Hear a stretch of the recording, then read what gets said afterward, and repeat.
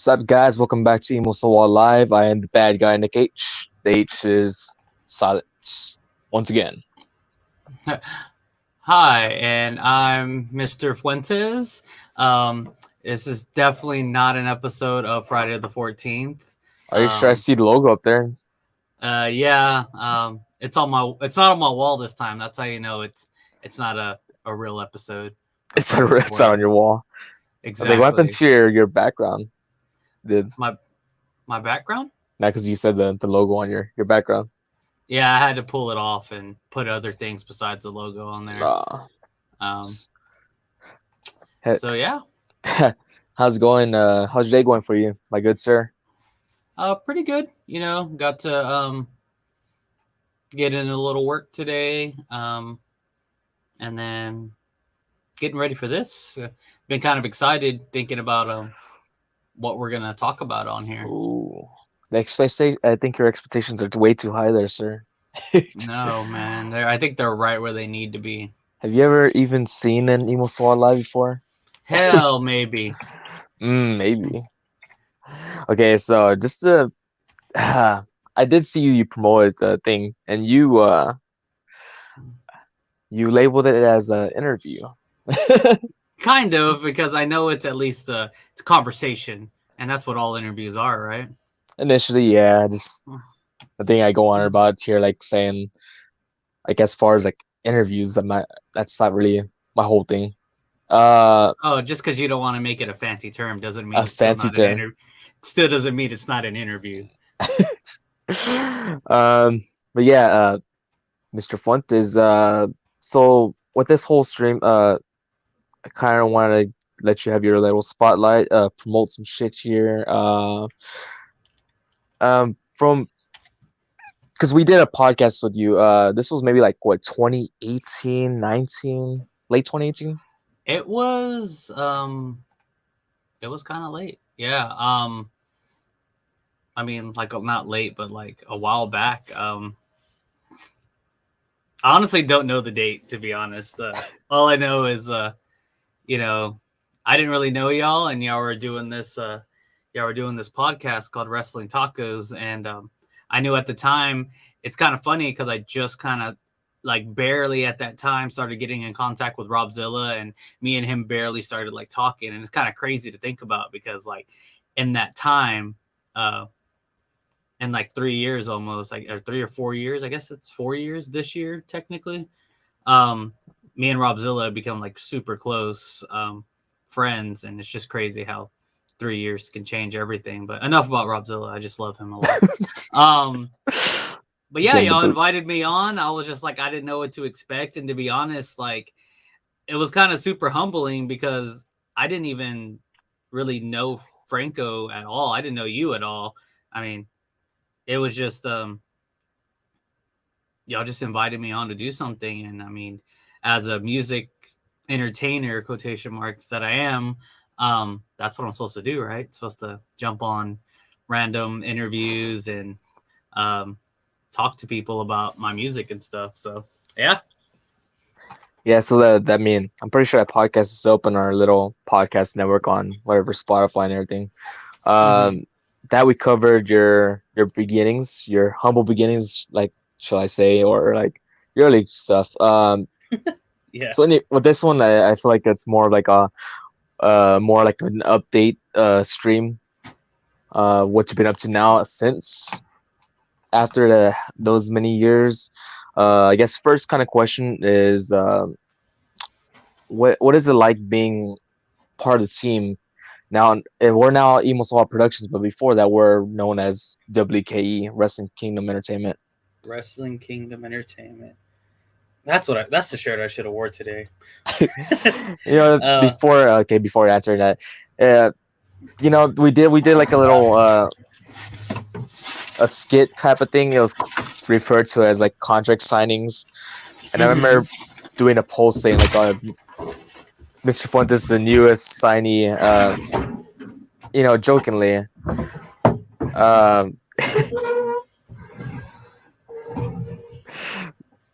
But yeah, I did that jokingly, like, because we did one skit together, and then of course after the podcast, Um, I don't know when it really was that you took initiative to actually being officially part of the team. It's kind of just like joked around, like, "Oh, you're part of our thing," because you're essentially, I mean, you're a rapper, you're an artist, you're a guy who has a busy schedule. I wanted to try to find something real quick. I remember Franco had given me this. The card, the Wrestling Kingdom card. and and the mistake that happened in the back. This isn't wrestling. I was supposed to say this isn't just wrestling, and somehow it turned into that. This isn't wrestling. I was like, that's basically all you are. It's pretty surprising that you had the card. I mean, on my card, I lost mine. Yeah, actually, I was cleaning out my studio, and I found it, and I was like, dude, this is gonna be a cool keepsake, so I kept it. But yeah, I mean, with y'all, it was kind of cool because to be honest, there's a lot of people that say they want to do entertainment, um, but everyone tries to, like, I guess, pick their own lanes. They don't ever want to help each other out. They don't ever want to help each other do videos or anything, to be honest. So, and I had a hard time finding like people that just wanted to do things. Like, yeah, I do music, but like I have a different like aspect too. Like I like entertainment of all forms. So when y'all like we're talking about doing skits and stuff, I was like, dude, I've been thinking about doing skits for years and I've never had a team to be able to do anything like that. So when y'all invited me on for like a skit here and there, it was just kind of like almost like a no-brainer. Like, dude, like these guys are trying to do something and I'm trying to do something. Like, why not, do something with them? So it kind of became that thing where we just kind of anytime y'all would ask, I would be like, yeah, I'm there. Like, it was part of what I wanted to do as an entertainer. I don't want to just be a music artist. I want to be everything, that I can be. I want to be an actor. I want to be a comedian. I want to be, a rapper. I want to be everything, as long as it has to do with entertainment, I want to do it, in my way, in my form, in my fashion, which is comedy, I guess, for the most part. Um, so yeah, I mean, it was almost like I said before, like a no-brainer that y'all would ask me, and I would not that y'all would ask me, but when y'all asked me, I was like, sure, like, whatever. And it was kind of funny because at first I could tell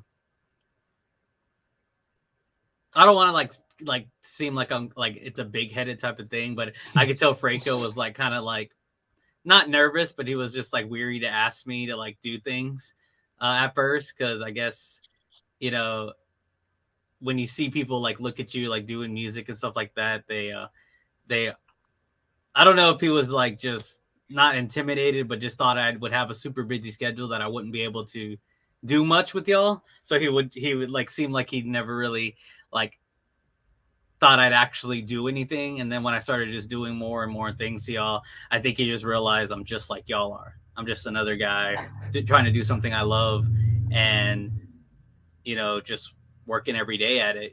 So, and that's what I see with y'all too. So, I mean, to me, it's really awesome to be part of this team where y'all actually want to do something, and we do the podcast together and we make skits together. And, honestly, I see a big future with all of us. Like we just keep at it like we are, and we're going to get far. I think so. But that's just my opinion.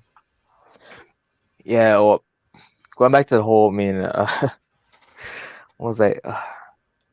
I had it in my head and I just lost my train of thought. That tends to happen a lot. It's good. Just I'm means you're listening.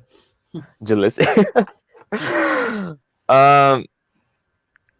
Okay, so like when we did the initial first skit, I mean, we didn't know what the hell we were gonna do because I know you just had interest that you wanted to start doing stuff. Uh, so I think I was the one that threw in the idea of the whole contract signing. I mean, I don't know, it just seemed like a silly little gateway into the we're gonna do anything. Mm-hmm. Uh, ah, shit. I think the audio starting to distort at my end. Hello? Let's see. Um, Yeah, the audio is starting to like distort on my end. I think last time this happened, I just waited. I waited a little bit, and then it went back to normal. Can you hear me still talk? I can hear you talk, but just like it sounds very like robotic. Um, damn, I can't hear myself. Um, well, let me see. 1 second. Don't freak out, Nick. This is technical difficulties that happens on EmoséwA Live. This happened when I was on with Juan. And He's I the had only to. one. He was the only one that matters. Yeah, I had to like exit the screen and jump back in, and things went back to normal. I don't know. I don't know why that goes like that. Like if I do it right now, it's just gonna be an awkward little tiny moment that you're by yourself and me coming back in. I don't. I don't know what's going on because I'm trying.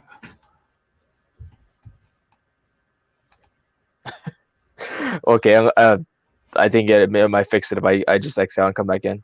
It shouldn't. Okay, well, we'll check that out. So anyway, I'm by myself for a second. But yeah, I mean, just being part of this team is always awesome. I mean, um, even stuff like this, um, technical Oh, difficulties, we make a. right back into the straight, just like that. Does everything sound better? Everything sounds much clearer. Yeah, it does suck because I think I heard it build up at the beginning of it. Like it was like started all staticky and then it starts to like distort for whatever reason. That's Yeah. I'm trying to like look at the live just to see, make sure it's not on my side either, and my live won't even load. So I don't I know know. as far as like the playback thing, you don't hear the distortion. I think it's like as far as like mine, I can hear it. Like if you Oh, watch this back, you're like I don't hear shit. right. What was I even saying before I like that popped up? But I was talking Um, about like the skit idea, whatever. yeah, that you came up with the skit idea, and it was just something fun to do. Yeah. Um, I think it's. I mean, the whole idea is like, or even this going back to the whole podcast thing. Even then, uh, like I barely even not to discredit you or anything, like saying like, but like I barely even listen to any of the music. So like Mm-hmm. on that podcast, if you were wondering why I was quiet that whole damn stream or podcast, is because I had no idea. I feel like it feels weird like trying to ask questions. Like I feel like I was gonna be like a forced. Mm-hmm. Like I'd just be like just saying random things. Like it wasn't really questions. I want the questions to mean something. um, going back to the skit idea. What was the next skit after that one? I know Mm, I think we did the. Was that the Don't Ruin Endgame? No. maybe. I mean, I feel Oh, like that's like a right away type of thing. there was I think there was only two other skits that I can remember. One was Mr. Fuentes never takes off his blazer, That wasn't part of that one. and then the Gustav one, Lucas and that we stuff. did in Rockport. Yeah. Um, and then I was part of like little things in between that, like when y'all did the Anar- uh, Anarchy Among Us. Oh yeah, it was like a mockumentary type of thing. Like it was like Mm-hmm. The Office. Yeah, it was that was pretty fun. your whole your whole character, like it was like that you didn't like me. Oh yeah, he's a terrible guy. It's He's a terrible guy. bad guy. That's bad guy Nick H, and that's Mr. Fuentes. Uh, let's see. Question wise. Question wise. Um, what is it like being on Friday the 14th? It was I mean, I enjoy it. I mean, I talk about how much I really like being on the podcast because it is something to look forward to every other week that I get to review a movie and talk about it with somebody else. I've never really done anything like that before or anything like this before. Um, so it's been really interesting to see how I've evolved into it. Like, I've been able to like pick out metaphors out of movies a lot better than I mean, I don't even know if I ever did that before, but I could like, I've been noticing different things. I still haven't quite got like an eye for like camera, like what's the word I'm looking for? Like camera Um, shots, or like how some directors, they just have like almost like specialty shots that they do that make the movie look smooth, like when it's like going through. Um, I still don't have the eye for like whenever like I just know like it looks good or it looks crappy. That's pretty much like all I can really like tell now. But there's some people that I've listened to some of their the reviews and stuff, and they're like, oh, and the way that they shot this movie was awesome. It's like watching one of the big things they talk about, like Sam Raimi, a lot of his shots, he does like a lot of close up. I don't even know how to explain it, but he does a lot of shots that are very specific to his style of directing. So it's just like when you see like that kind of style being used in movies, you're like, okay, that's a Sam Raimi movie. But I can't see that, to be honest. Like I can't look at a movie and be like, oh, this person directed it. Not yet, at least. I can't really. I'm not that good yet to be able to see that. But I could tell like the similarity is like when y'all say, and sorry if I butcher it because I know y'all love this guy, but I think his name is Don Juan. James Wan. James Wan, yeah. It's like done what? Don Juan. James Wan, whenever he like does a thing, like any of the movies that we reviewed on James Wan, it's like I wouldn't even know it was James Wan, but when y'all mentioned like the director is James Wan, I'll be like, oh yeah. Yeah, it kind of looks like that directing style. So yeah, I see that. But yeah, no, it's definitely opened my insight for these giving a critical eye to movies and trying to. I guess I'm a negative person, so I see a lot of plot holes more now than before. I don't think I ever realized how many plot holes are in movies all the time. The experience overall, as far as Friday the 14th, I mean, is that something like you just? Because I always joke around like every time I tell a story that you self invited yourself onto the podcast. I self-invited myself. Well, Uh, because I know Franco and he wanted to do it with the Manny. It was like I think it was gonna be a 2-man show. yeah, it was gonna be a two-man show, and I don't know if like I don't know really what happened, to be honest.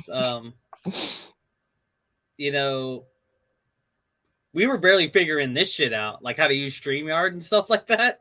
So like I would have to drive on the first couple of episodes I was on, I'd have to drive all the way to Corpus because we would record it all in one room, in Franco's room.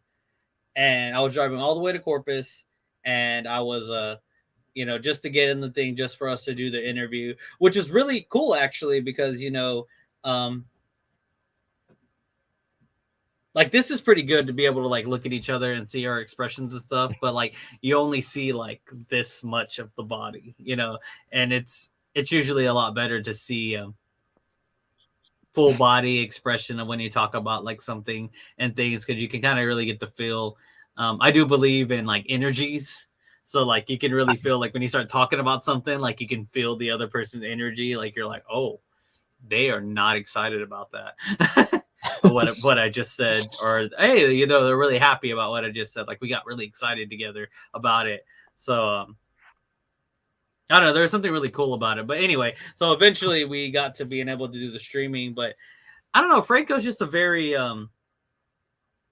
open person. Like, he doesn't like to keep things all to himself. Like he really likes to share the love a lot when it comes to, I've noticed that, with this podcast and everything is, and, just inviting me onto the show and stuff. Like, I don't know, maybe if it's just me, he just really likes me or liked me. So he was just like, hey, if you want to be on, like you can jump on. But, I was going to mention that before, like, that's something, so Franco did something that's very unnatural in this world nowadays. He like found me and like invited me to be his friend, basically. And like I didn't know the guy at all. like whatsoever. Like he only saw me do open mics at House of Rock. So this guy did something very weird in this world nowadays. He literally was like, "Hey, you want to come hang out and be my friend?" And I didn't even know this guy at all. And he just kept asking me to come hang out. "Hey, you want to come hang out? Hey, you want to come hang out?" And eventually it was just like, "Hey, this guy's pretty cool. Like, you know, how can I not like someone who likes me?" you know? So it was just it was really weird how our friendship formed. I wouldn't even say weird. It's very natural. That's how your friendship should form. If you find someone that you want to actually like be friends with, talk to them, be friends with them. Don't just sit there and keep like, I wonder what this person said. Like, oh, I don't want to ask them to hang out. Like, I don't want to like dog anybody, but we do that with girls a lot, or guys do that with girls a lot. They're like, "Oh, I should talk to this girl. Oh, she probably won't even like me. I won't even talk to her." But we honestly do it with guys too, guys that we think are cool or guys that we know have similar interests with us, and we don't try to reach out to like hang out or talk or do anything. We just stick to ourselves and accidentally meet friends, and Franco, like I said, did something very unnatural. He reached out of his comfort zone and became friends with someone he didn't even know at all, which was me. And now we're like really good friends, someone that I would consider like family for the most part, that if he were to call me and be like, "Hey, I need your help with something, like it's urgent," I would probably be there, you know. Um, I don't know. Life's crazy. But I mean, Franco did all that. I mean, I'm not that type of person at all. It's really hard for me to reach out to people. So I mean, he stepped up and reached out to me, and I'm not complaining. I'm on this podcast right now. We're doing Friday the 14th right now.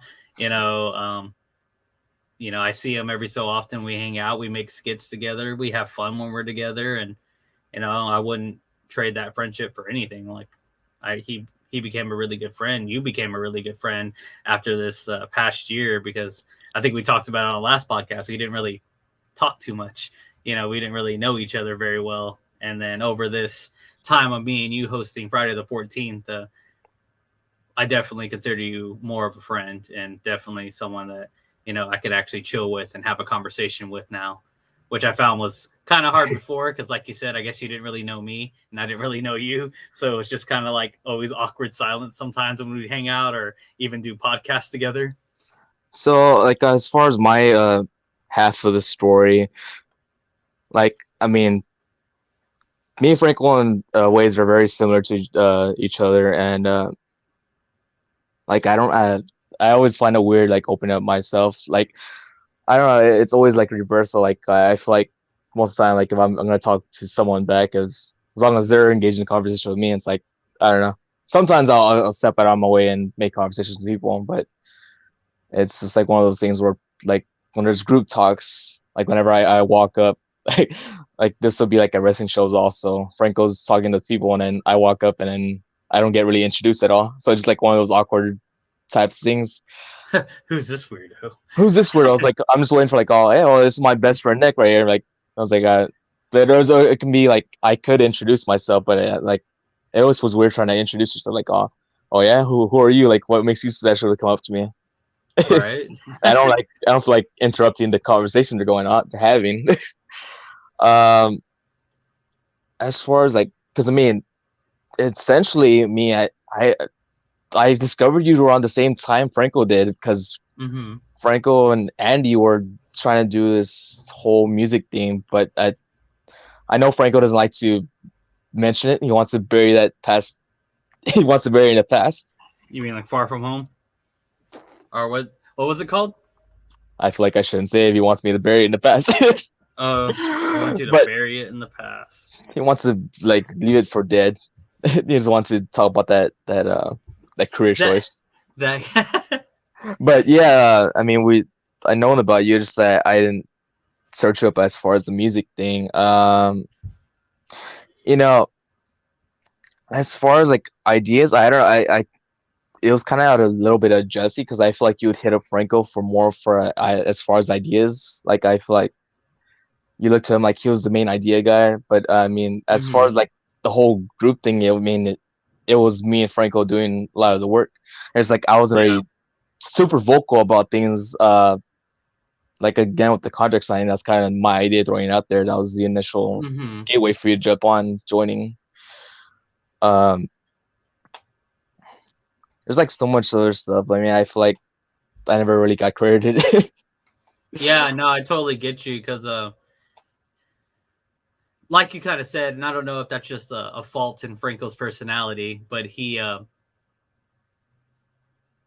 Franco would just be like, "Hey, you want to do this? You want to do that?" And he never really mentioned you very often, so it was just a weird like, yeah, have Nick, which is great. I mean, it's always great to have a partner in anything, especially when what you are trying to do. You are trying to do skits, you are trying to do box openings, you're doing at the time you had the population podcast as well. No, yep, Um, that's mine. and then yeah, I was like, and that was you and Manny together, right? At first. Well, me, Manny, Franco. So yeah, I came with the show like because Franco, I think, was more of a pop collector than me. I was like, oh, we should do a podcast about collecting, and I feel like it's this one of those things was it was way ahead of its time. I Mm-hmm. mean, there were some people in there, but as far as locally, who were like probably the first ones to do a podcast about collecting, and then Manny, Franco knew him like they would do like trades or like he would get him a pop or whatever, and they had that connection on. But I was like, oh, if me and Frank are going about collecting, I was like, we need their host at least knows this stuff, like knows more into collecting. So I was like, oh, well, what about that guy that you're always talking to, Manny? I Mm-hmm. was like, all right, I'll try to hit him up. So it was like Yeah. it was pretty that was crazy. Like I mean, from that, like Manny became a good friend of ours, even closer, just off of that. Yeah. So yeah, in the beginning, like I said before, it was really strange, and I could tell because you're a very passive person. Like I don't think you like. Of course, everyone wants credit for something, but like, you know, you're right. In the beginning, it really wasn't vocalized that you were helping out with a lot of the ideas. So they kind of seemed a lot like Franco's. So, I'd basically be like, hey, yeah, Franco, yeah, that was a good idea, blah, blah, blah, blah. And then, I think after a while, I started kind of seeing the stuff, or not seeing, but I don't know. I'm a pretty perceptive person. So I started seeing like your little bit of like, well, yeah, but that was me too. And I was just like, okay, like, I mean, I didn't know. Like, how was I supposed to know unless you say something, dude? And it just kind of got. It was funny too because the very first when we did the end game, the don't spoil end game, and I think I told Franco this. I don't know if I ever told you this, but that was the first time I really saw like what you were putting into the ideas, because like every idea you came up with, all the lines that you were doing, they're all on the spot, and if anyone wants to go check out that, that's one I would definitely recommend, is Don't Spoil Endgame. But Nick basically came up with all his lines on the spot, and they were funny. You're funny as hell. And I was like, dude, this guy's fucking hilarious. Like, how come he never fucking talks?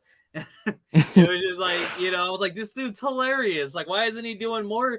And I was just like, okay, I see where Nick's coming from now. Like, I see that he's helped out a lot more than I thought, because I could tell, kind of like I was saying, like watching the movie with James Wan. When you see someone's style enough, it's their style. So I started noticing like, oh, okay, then it was probably not Frank, it was probably Nick that came up with this joke for this type of skit. It was probably Nick that came up with this idea for that type of thing. I was like, and then it kind of like all clicked finally, like, oh, Nick's the idea guy, but he's not the doer guy. Franco's the doer guy and the idea guy too. But I think you were the more creative one. He was the one that was just like, yeah, let's do it. Let's get it done. And you're like, I just came up with the idea, bro. Give me 5 minutes. 5 minutes. So Um, truth be told, like as far as like as I don't know, like just even being like my vocab or whatever speech wise. A lot of times I don't even think about what I'm saying. I just it's just one of those like it's really just I just talk out of nowhere. It's so like whenever I'm on Franco or whatever, it's just like most of the time the topics could be just real random as fuck. Um, like I never think things through most of the time. Yeah, that's how you brainstorm. That's how I you. mean, That's what yeah, creative people do. You know, like you don't have a filter, so you're creative. Like that's just how that. it's always fun like hearing other people like talk like it's like wait, it only took you like a couple of seconds to come up with this talk a whole paragraph and it sounds like it's all scripted. For me, like I stumble across what I'm trying to say, like even just like all right. So sometimes I just like where am I saying? um, Mhm. but yeah, I don't know. I guess just going to the whole thing made me a little salty. I hate saying that like that I didn't like you. I mean, I did like you as a person. Just that it was just that I feel like I was just like the other guy. I mean, I don't know. Yeah, no, I mean, I totally get it, and after, I guess like I don't know, it's one of those things where like I kind of felt bad, but at the same time, it's like we, me and you just didn't know. You didn't know my side, I didn't know your side, and at the same time as well, like we both had the ability to talk more to each other, and we both didn't. So instead, I just kind of was going on about my day, like, okay, here's that guy Nick again. Anyway, what's up, Franco? And then you're like, fuck, bro, I don't exist. It's just like, Yeah, I I don't know. mean, I was like, oh, you haven't really talked to me. Like, what am I supposed to do? Just be all cool with you, and you're not even like talking to me. Like, but I mean, like I said, eventually we just, I don't know, started to click, especially after Friday the 14th, because, well, honestly, we were forced to talk to each other. But yeah, it became a one-on-one thing. Especially since back when we were a full-on forecast. I even then it was it's pretty hilarious because I mean I was already doing like Rest and Tacos podcast or even Population, but I never really got the full-on vibes of being a podcaster. So Mhm. even jumping on, I was like, oh, all right. I feel like I have very limited time on this damn podcast. Like, I remember Manny telling me, "Oh, like, yeah, I know I do a lot of talking. I'm sorry that I don't give you like enough time to talk." And then when doing the podcast work or we're doing the audio thing, like not even seeing each other, I was like, I'm hearing y'all. When I listen to like y'all talk. I zone out for a long time after hearing y'all talk on talk. I'm like whenever it was my turn to talk, I'm like, damn it. During that whole time, I didn't even think about anything to talk about. That's why it's like cringy going back into the older episodes. Like, why is this Yeah, guy not is Yo right? I think and I mean, people probably wouldn't think this, but um, there's like not training, but there's certain things you need to do as a person on leading any kind of seminar with multiple people on, especially at question based seminars, kind of like what we're doing right now. In a sense, it's kind of a question based seminar. If we had a third person on here, you know, it would be good for the host to involve the other people with questions. So what me and Manny should have done, because it was actually me also talking a lot with Manny, is like, notice we're talking for a couple of minutes and then kind of be like, well, you know what, Manny, me and you talked a little bit. Nick, what's your take on the subject? Or Franco, what's your take on the subject? So we can actually add y'all more in. And that just takes practice. Like, for me, it's really hard to honestly just to shut up. Once I start talking and I have an idea in my head, I was like, I need to finish talking. Everything I need to say needs to be said. And yeah, it's really hard sometimes to just be like, shut up. Let somebody else talk. And honestly, I've in my real life and in our podcast, I've been trying to be more like, if I hear you look like you're trying to talk or try to say something, I'm like, um, yeah, go ahead. Like, or say, no, no, my bad, go. Like, I have to do that or else I'll just keep talking, man. You know? just is what it is. Yeah. And just here I'm exposing myself as far as like Friday the 14th. I don't really go into like as full on you know, I should take notes and everything and do my research and all that shit. But I just go into the movie like after watching the movie, I was like, all right, this is what I'm gonna talk about. I'm talking about my favorite scenes and then occasionally just stupid references that no one even picks up on. Just Mm-hmm. like the weirdest references or, you know, just random shit. But I think when the more and more I do these live streams, I feel like it just comes off more smoother than like it's like I told Rob this one time, like, oh, as long as you look like you know what you're talking about, it should be all right. I mean, you don't have to even be like the biggest critic at all. Just look like you know what you're saying, and you know people will like tune in, like, all right, this guy's got it. Not being most professional, but you know he's talking. It's just I don't know, it's very random. Yeah, I mean, especially with the podcasts, like it's like really, I don't even know how to explain it. Like you said, like you, it was it was kind of cool whenever it was just all four of us too. I mean, if I mean, it'd be better if all four of us equally talked more. But like, I kind of enjoyed that. Like, usually me and Manny were like on separate on a lot of movies, so it was kind of cool because that's what you kind of want in like a team. You want someone who likes this and someone who likes that, so you can engage both those types of crowds into your circle. So um, it's always good to have, I wouldn't say conflict, but different points of views. Um, so that's gonna, honestly, that for our next Friday the 14th, you know, I've noticed that me and you actually have a lot of similarities when it comes to our movie reviews, and we pretty much like the same movies. So I'm really hoping that, you know, Juan joining in every once in a while is going to help balance out our audience to be able to find that other random person that's like, or Juan disagreeing with me or you, and someone saying, "Oh, someone's disagreeing with them. Okay, what are they got to say? What are they gonna say?" What was I gonna say? Um, You know, speaking of Juan, I haven't told anyone at all about this, not even Franco. But ever since doing EmoséwA live with Juan, or even having him on episodes, that dude's been a big inspiration. I feel like he's helped me out, kind of mold myself into a better talker, I guess, in a sense. Like he kind of, you know, like I do after the streams are usually over. I usually like to talk to him off stream, and we just like try and talk about like maybe even some ideas for the UHD, the new podcast we're doing, because the guy I was gonna originally do it with, he kind of stepped down from it, and I was like, do you want to? I mean, if you want to depart yourself, you can go ahead. He's like, nah, man, I'm alright with saying. I mean, and just like, you know, he's in a sense. I mean, because we always like he's the person we always shout out like his podcast and whatever.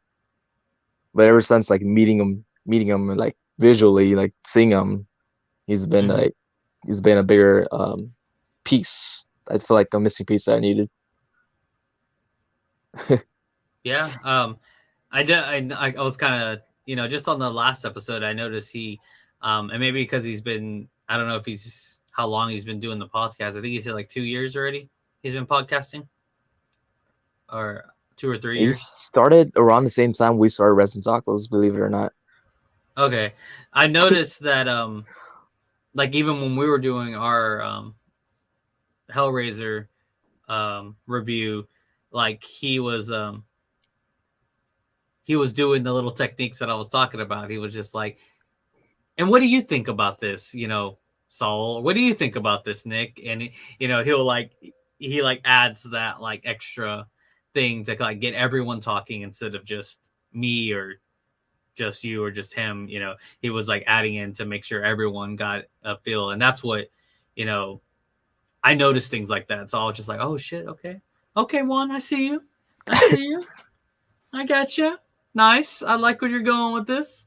So I was thoroughly impressed, to be honest. So I was really, I do think having him on the some episodes, or even probably all of them if we can. And it doesn't matter to me, to be honest. Like, I know we've kind of made it our thing, but I think having Juan on both would possibly be beneficial. Um, that's just my opinion, though.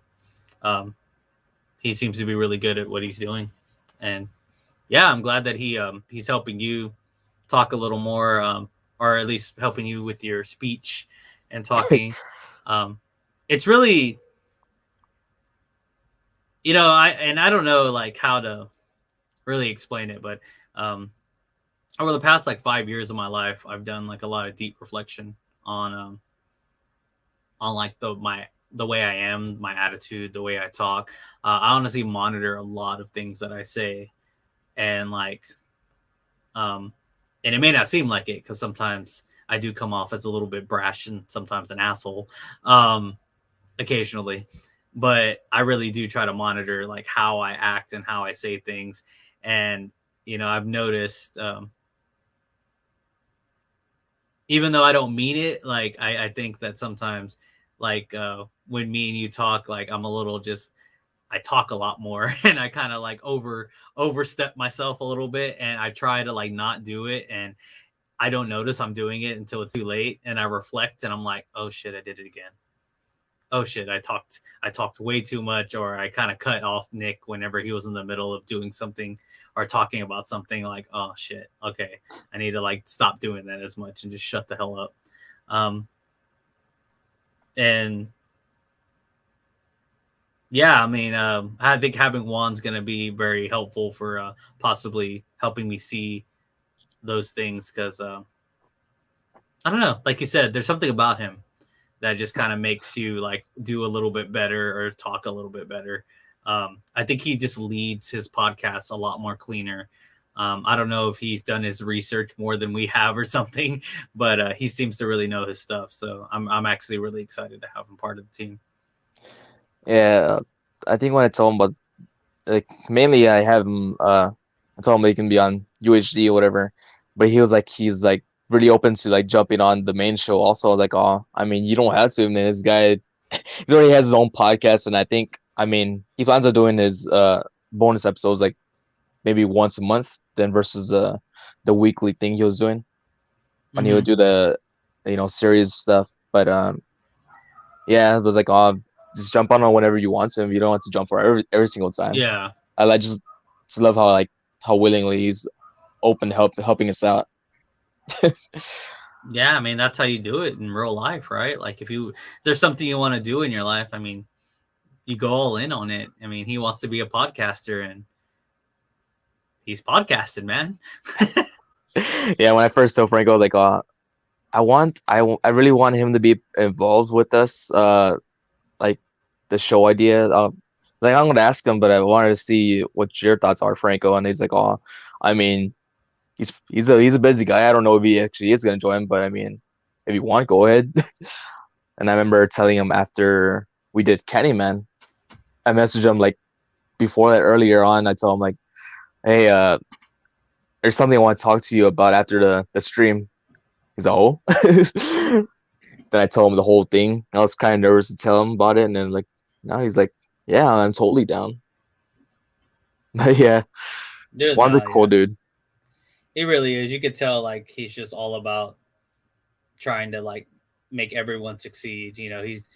I can't honestly. I really just don't see a selfish bone in that guy. Like he's just such a humble. He's such a humble person. It's so hard to like not like him.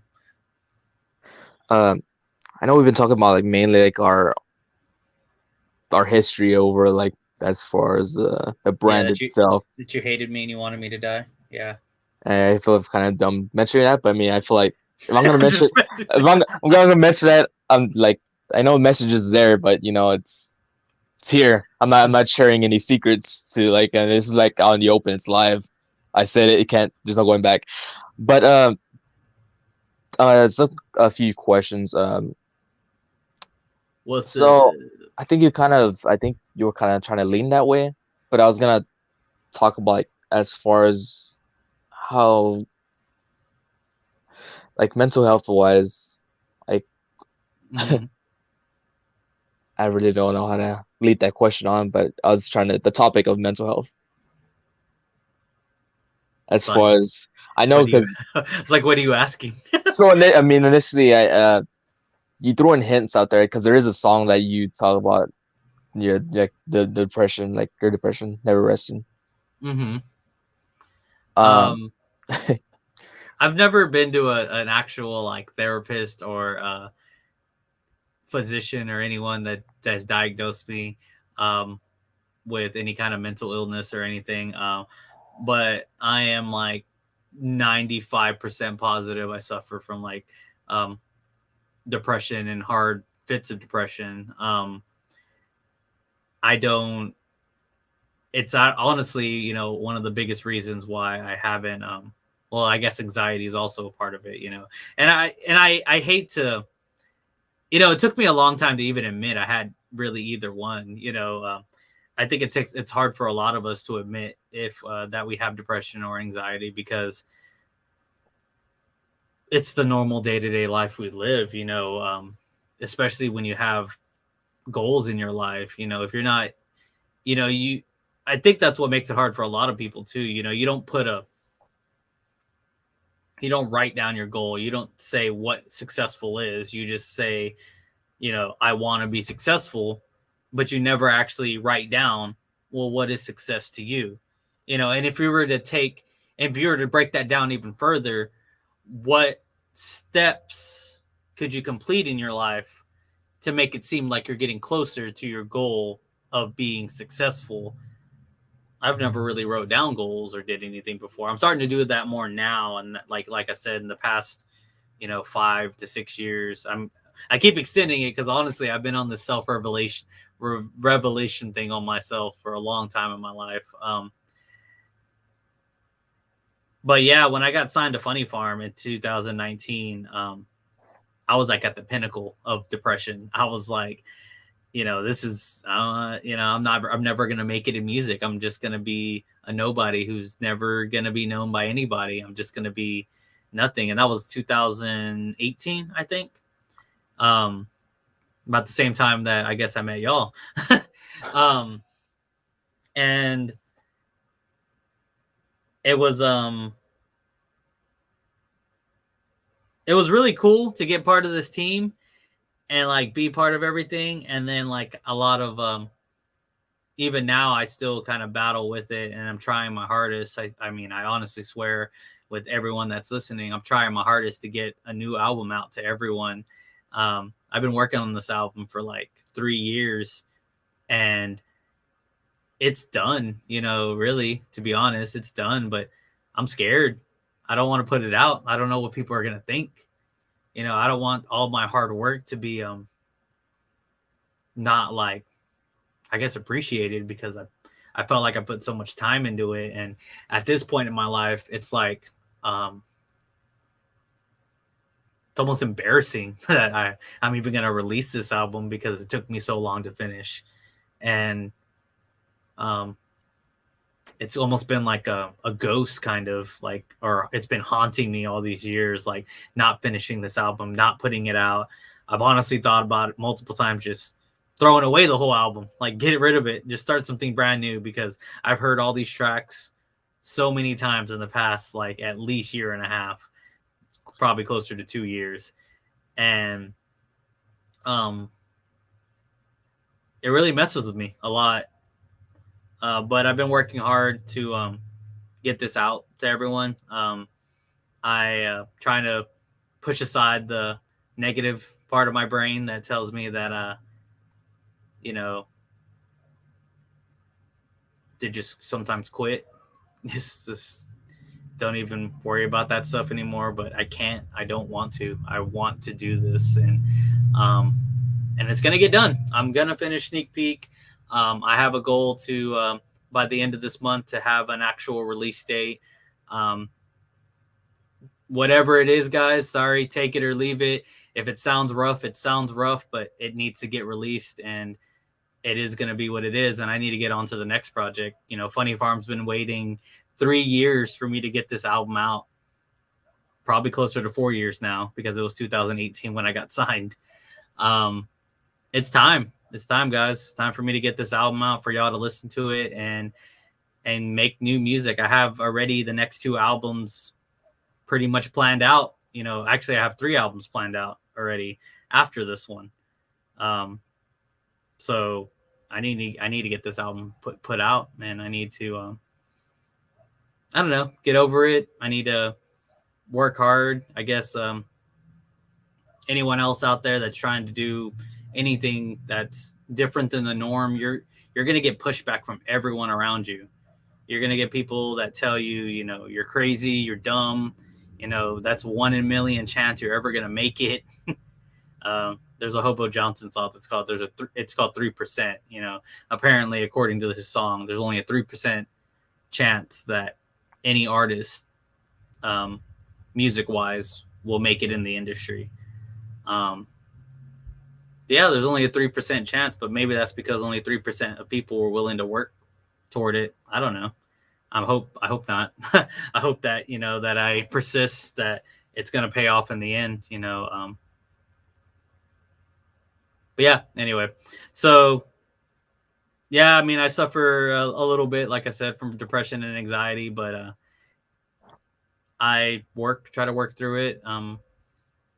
My songs honestly do make me happy. It sounds really cheesy to say, but I'm like one of my biggest fans. I love listening to myself, and it's not because like I'm cocky or arrogant or anything. Like when I listen to my own music, sometimes it's just like I feel like it's a different person. I don't even feel like it's me, like soul. I feel like it's just like a whole another person telling stories and being funny and joking around and coming up with, well, I don't want to, this makes me sound arrogant, but coming up with the clever lines that I come up with.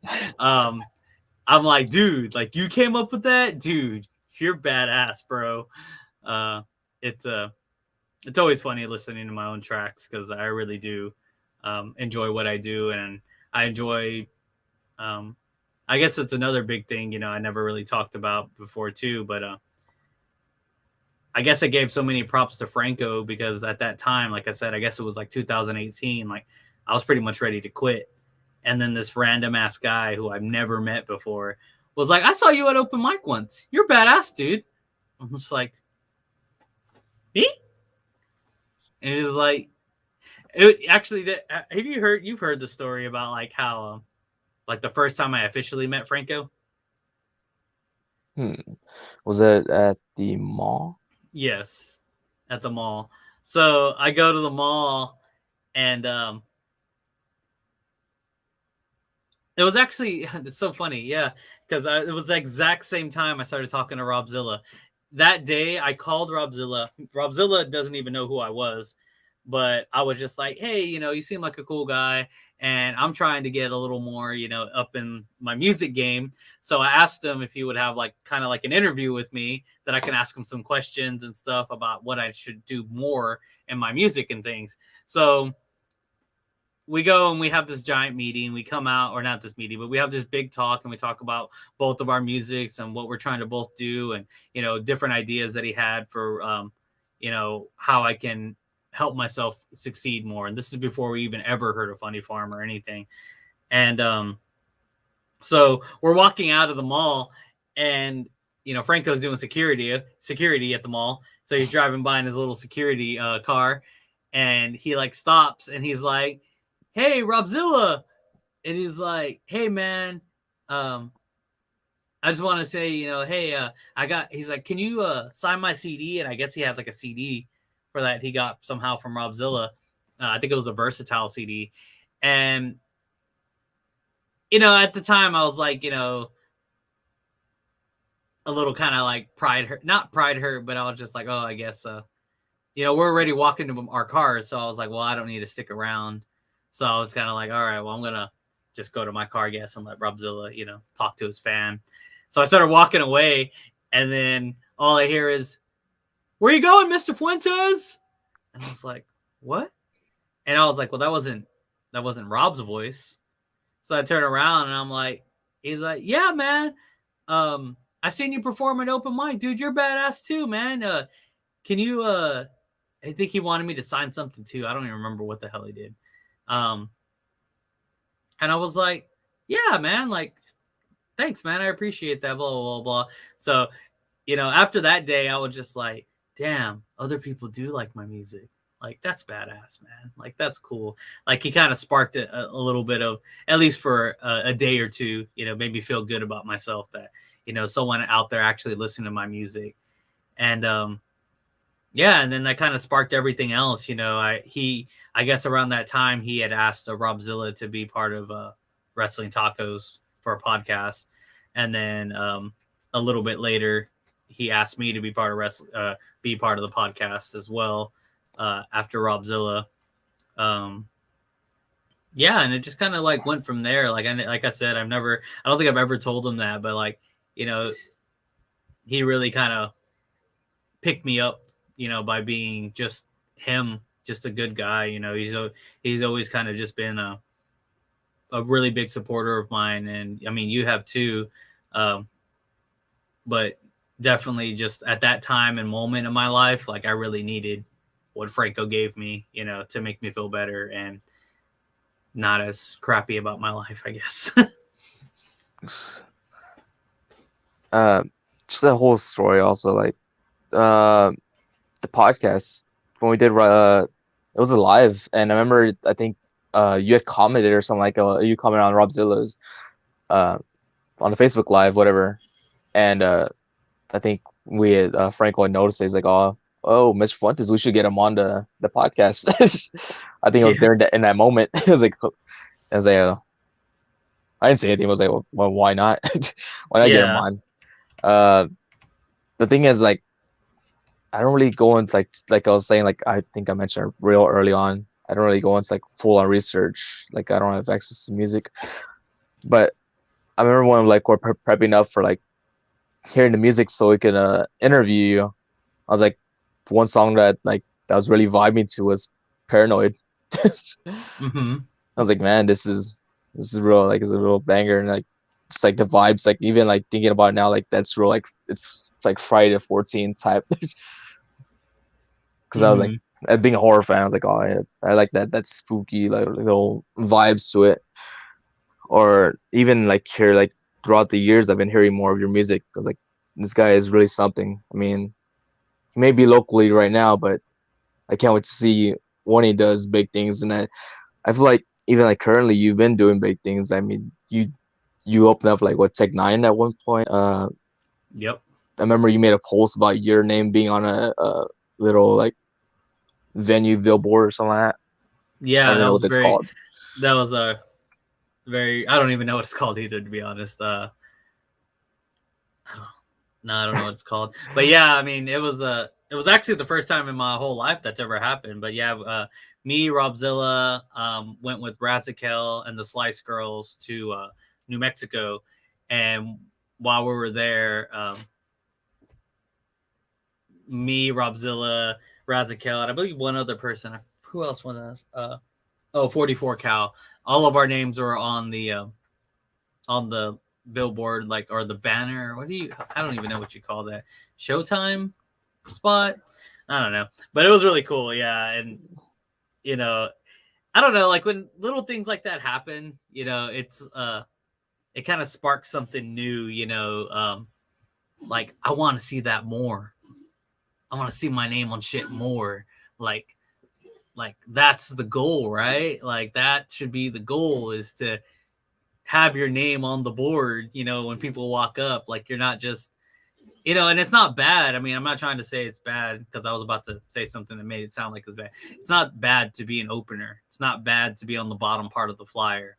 You can't, well, I would say you can't always be, but you can't always be the headliner on everything. Like even Tech 9 is a little name in a giant 3-day, thing with like Metallica as the main act for that day, and Tech 9 somewhere in there, and like there's the festival in Florida. I forget what it's called, but it's basically a giant rock festival. But for some reason, Tech 9 and like other, like I guess more rock influenced rappers, or hardcore, I guess a little bit more hardcore rappers, they get on those shows sometimes, and Tech 9 usually is on that show.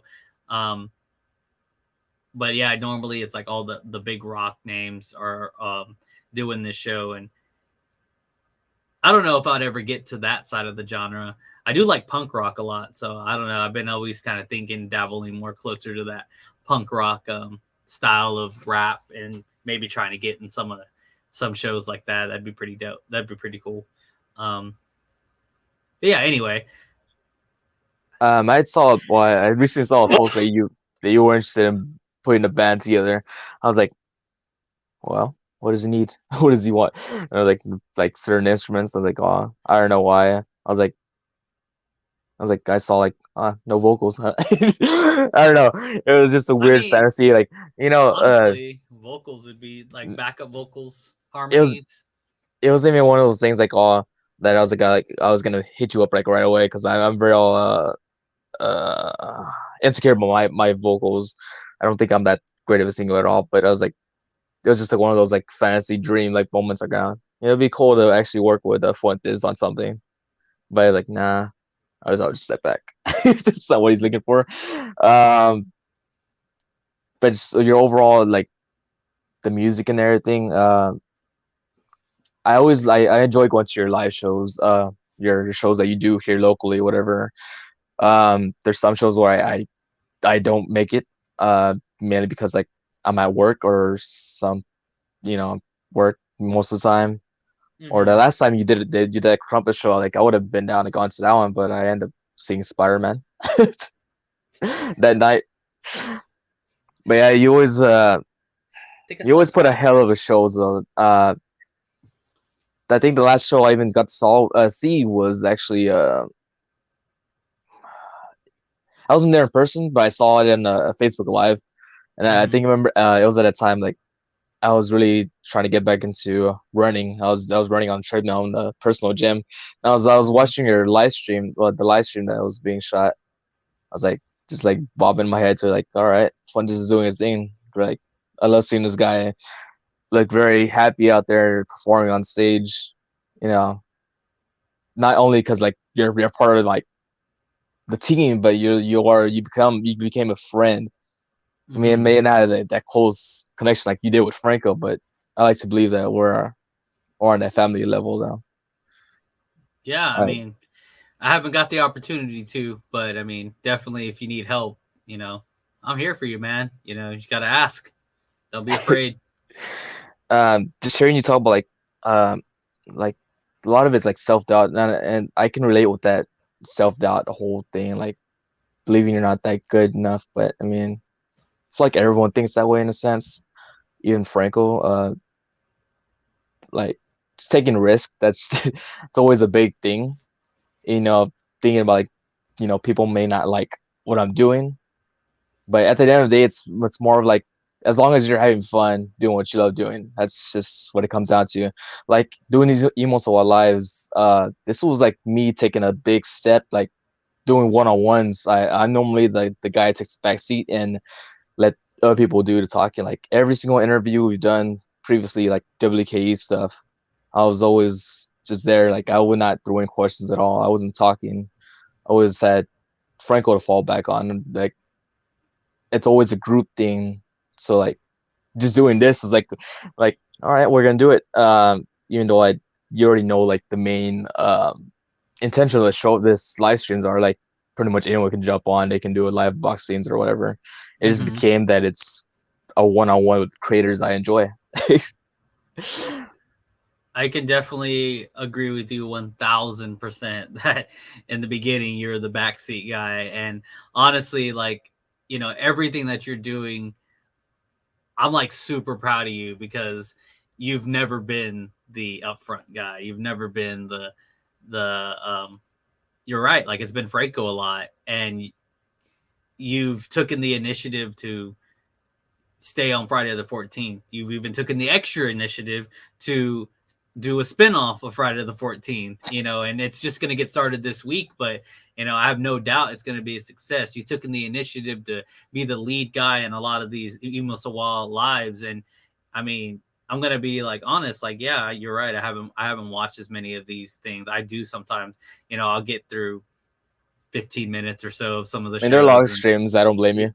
I'll like, okay, I'm gonna have to go do this now. So I end up not finishing a lot of these, but I see you doing them, and it like makes me really happy that you're breaking out of your shell and you're finally taking ownership of all this. And I don't want to I don't want to talk bad about you in the past, but that's a lot of people in the world. They have all the ideas, they have everything they need to succeed, but they're not taking initiative. Now you're doing both. You're putting your ideas into work and you're taking initiative, and I could see it, and it's really awesome to see you break out of your shell, and it's only going to get more and more better.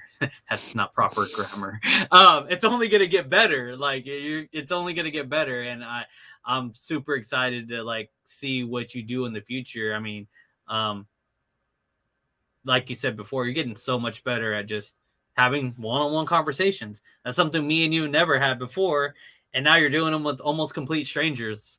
And it's great. It's awesome. I have no doubt you're going to keep getting better at this. So I'm excited to keep doing this podcast with you. I'm excited to still be here and see what we as a team start doing, because with all of us working like how we're working, it's going to keep getting better. And I'm excited. I'm excited for the future of EmoséwA Productions. I'm excited that I'm part of this team. I'm excited Franco reached out, and I'm excited that you didn't just tell me, what, I have to do a podcast with Fuentes. Yeah, I'd rather just not do that anymore. See I'm glad. it.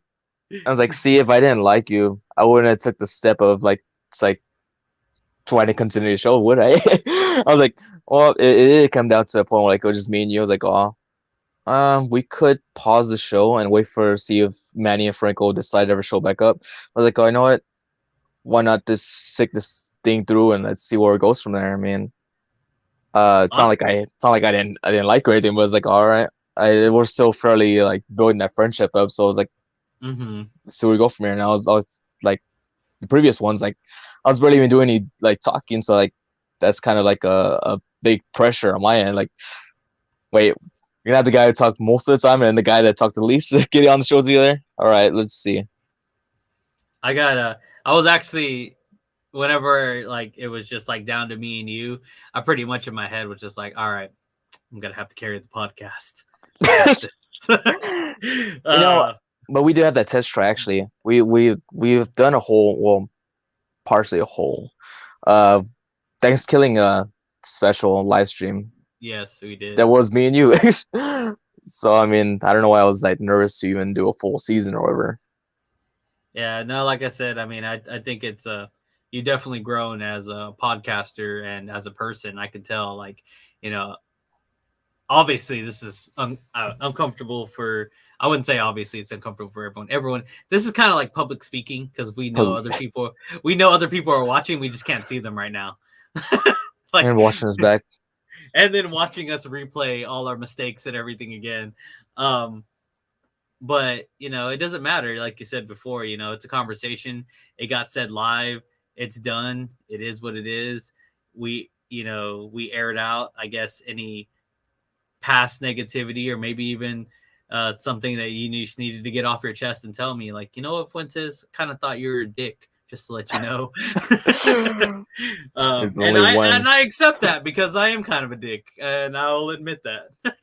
I try not to be, but I can be condescending, and I apologize that if I ever put that vibe towards you when I talk to you. It just, I didn't really know you, so it was really hard to get to like want to just chill with you all the time. So but now it's just like it's second nature. Like once we get started talking, we're just talking.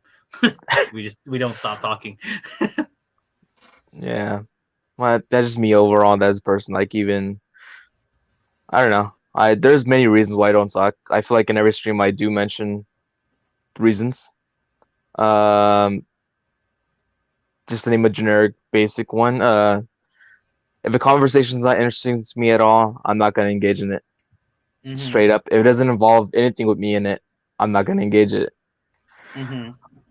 I'm a person who, I have a lot of alone time to myself, really. Like when I get back home from work, it's just me by myself all the whole time. My brother doesn't get out till like late, and I take the bus to work and like back and forth. So I'm on the bus for like 1 2 hours, not straight, but like combining the rides, the morning and the Mm-hmm. nighttime. So when you're by yourself a whole lot of time, you really don't talk a lot. It's so much self quiet, and I think when I don't talk a lot, I tend to forget how to talk. It sounds very weird, awkward, but you almost forget how to talk You when you start don't talk. talking. Where did that come from? Like when I'm like home alone, man, I'm just like randomly talking about myself, and most of the time it's just like me in my head, like thought process. That's what's going on. Um, then another reason, I'm a lazy person, so if I want to be at my most comfortable, lazy states, chill states, so to say, I need to omit talking. To me, talking is like working, which a lot of times working is not fun. It can be if you're doing something you love, but yeah, if I want to be at my full, complete chill state, I'm not gonna. I avoid talking. It's a lot of excuses for not talking. Nah, I mean, it's understandable. It is hard sometimes, like, especially when you're trying to get to know someone. Like, and some of us really don't want to get to know anybody, so it even makes it worse. A lot of artists that I've met throughout the past 3.5 years, I've been doing stuff with Funny Farm. Um, I've got to travel around and do a tour, something I honestly never thought I'd get to do in my life, and that was such a cool experience. Then you also realize that there's good and bad sides to that. You're like, yeah, I get to go to like different cities and perform. Oh, you don't get to stay in the cities for longer than like 1 day, maybe 1.5 days. You're cramped in a van with a bunch of people. Sometimes your next show is like 13 hours away in a different city, so you don't get to stay in a motel. You get to sleep in the van on the way to the next show. Um, you don't get to eat very well. It's all fast food, dollar burgers, and well, because we're on a budget, dollar burgers and Little Caesars pizza for like $5, hot and ready's. Um, there's, but then there's the upside. You get to see a lot of cool shit. You get to see a lot of cool places. When we do have downtime, we actually get to visit some places and chill. Um, you get to really get to know people you've never really met before, and that could be good or bad, because sometimes the people that you tour with, they're just like what you just said. Um, they don't really want to talk, or they don't really want to socialize. They just kind of stay in the back unless they're talking. Unless they're talked to, they won't talk back to you. Um, so I got to meet like people and talk to people, and the tour that I went on, luckily for me, that everyone that was in the van with me were talkative people, and I got to really get to know Dopey, the Soul Reaper, a lot. And I never met Rachel before, or Tink, as we called her on the road. I got to know Drew a bit better. I got to know Russ, and it was really cool. By the time we got done with all of it, it was like in 2 weeks. It felt like a month, and then in that time, it also felt like I knew these people so personally that it was just like, damn, like I'm just not gonna get to see them again, really, until the next time, maybe. And I actually haven't seen them since then. Since I think it was 2019 that I went on tour, and I haven't really. I mean, I've seen them, but I haven't got to like chill with them or talk to them. And I don't know. I'm a very sentimental guy. I really don't maybe seem like it, but I really am. And it kind of hurts sometimes. I'll kind of like. I think I've tried to reach out to like Tink a few times, or even Dopey, and it was just kind of like, "Hey, what's up? Hey, what's up?" And just like, okay, like, what's going on? Oh, nothing much, just life. It's just like, oh, okay, well, I guess that's the end of the conversation. Um, you know, uh, what it comes down to, also, like, besides the reasons I mentioned, I'm not a person who likes to engage in generic conversations, if you know what I mean. Like Mm-hmm. there'd be conversations like people just like they're so your so-called extroverts, like they just like to say how your day is going, and a lot of people when they ask that question, they don't really don't care for how your day is. Like they just really want a conversation starter, but a lot of times they'll say something and they'll expect you to respond back to them, and then most of the time they don't really. It's like yeah, whatever, and then they'll try to talk about themselves a lot. So I think when I come across a lot of conversations like that, I'm like, it's kind of pointless. Like, I don't know. It's not really. It is really hard. It's really hard to not to. I've noticed this with myself. It's really hard not to talk about myself sometimes, and I not because mean, I'm it's there. not not because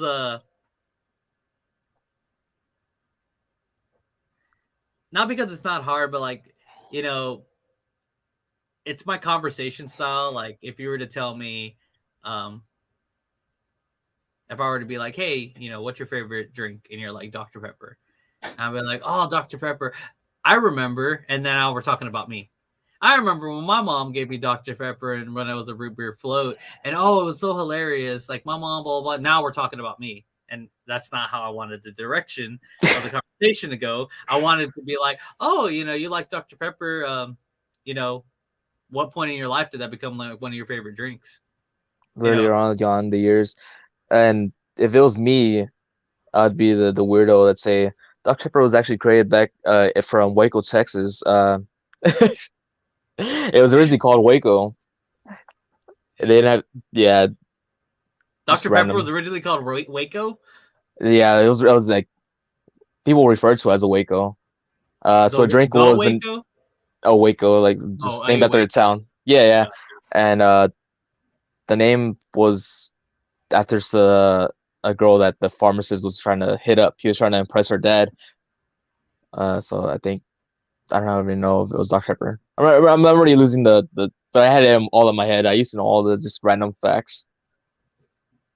Like with me, I'm just like I'll just say any random fact, or like I'll try to get to know people. But Mm-hmm. I'm real picky on who I want to choose because like at work, a lot of people tend to leave. They're never like really just like they don't stay as long. So Mm-hmm. from there, it's like whatever. I'm not gonna just open to it. Just say every single person. Yeah. Um, yeah, I'm like one of the most random persons you'll ever meet. If I had to describe myself, yeah. Well, I mean, I enjoy it. You make the podcast interesting for sure. My ear itches. Pinteresting. Um, yeah. Any other questions you had for me? Questions, you know, I didn't write any questions down at all as far as notes. So whatever I'm about to ask you next, this is just on the spot. Uh, questions. How do you uh, how do you come up with all these fire songs? All this fire stuff. I know it isn't just like right there and then, but So sometimes I'm in a mood. You know, I'll like, especially like whenever I get like really low. Sometimes I'll just like go pick a beat, or I'll just go listen to beats until I find one that's like kind of the mood that I'm feeling, and then I'll just kind of like start writing to it. Usually what I feel. There's a song that's like I wrote this song like I wrote and recorded this song, and it's not actually completely done, but it's pretty much done, and it was like 3 years ago, maybe 4 years ago at this point in my life, that this song has been recorded and just kind of got lost away. Um, but actually, that's a lot of my songs now that I think about it. But anyway, um, I don't know. I just kind of listen to beats, to be honest. Like sometimes I'll just go on a beat listening spree, um, and I'll just kind of start doing stuff. I used to be the opposite, to be honest. I used to just write shit all the time. Like I'd figure out like a beat later, and I would just kind of like start writing things. I did that a lot in high school.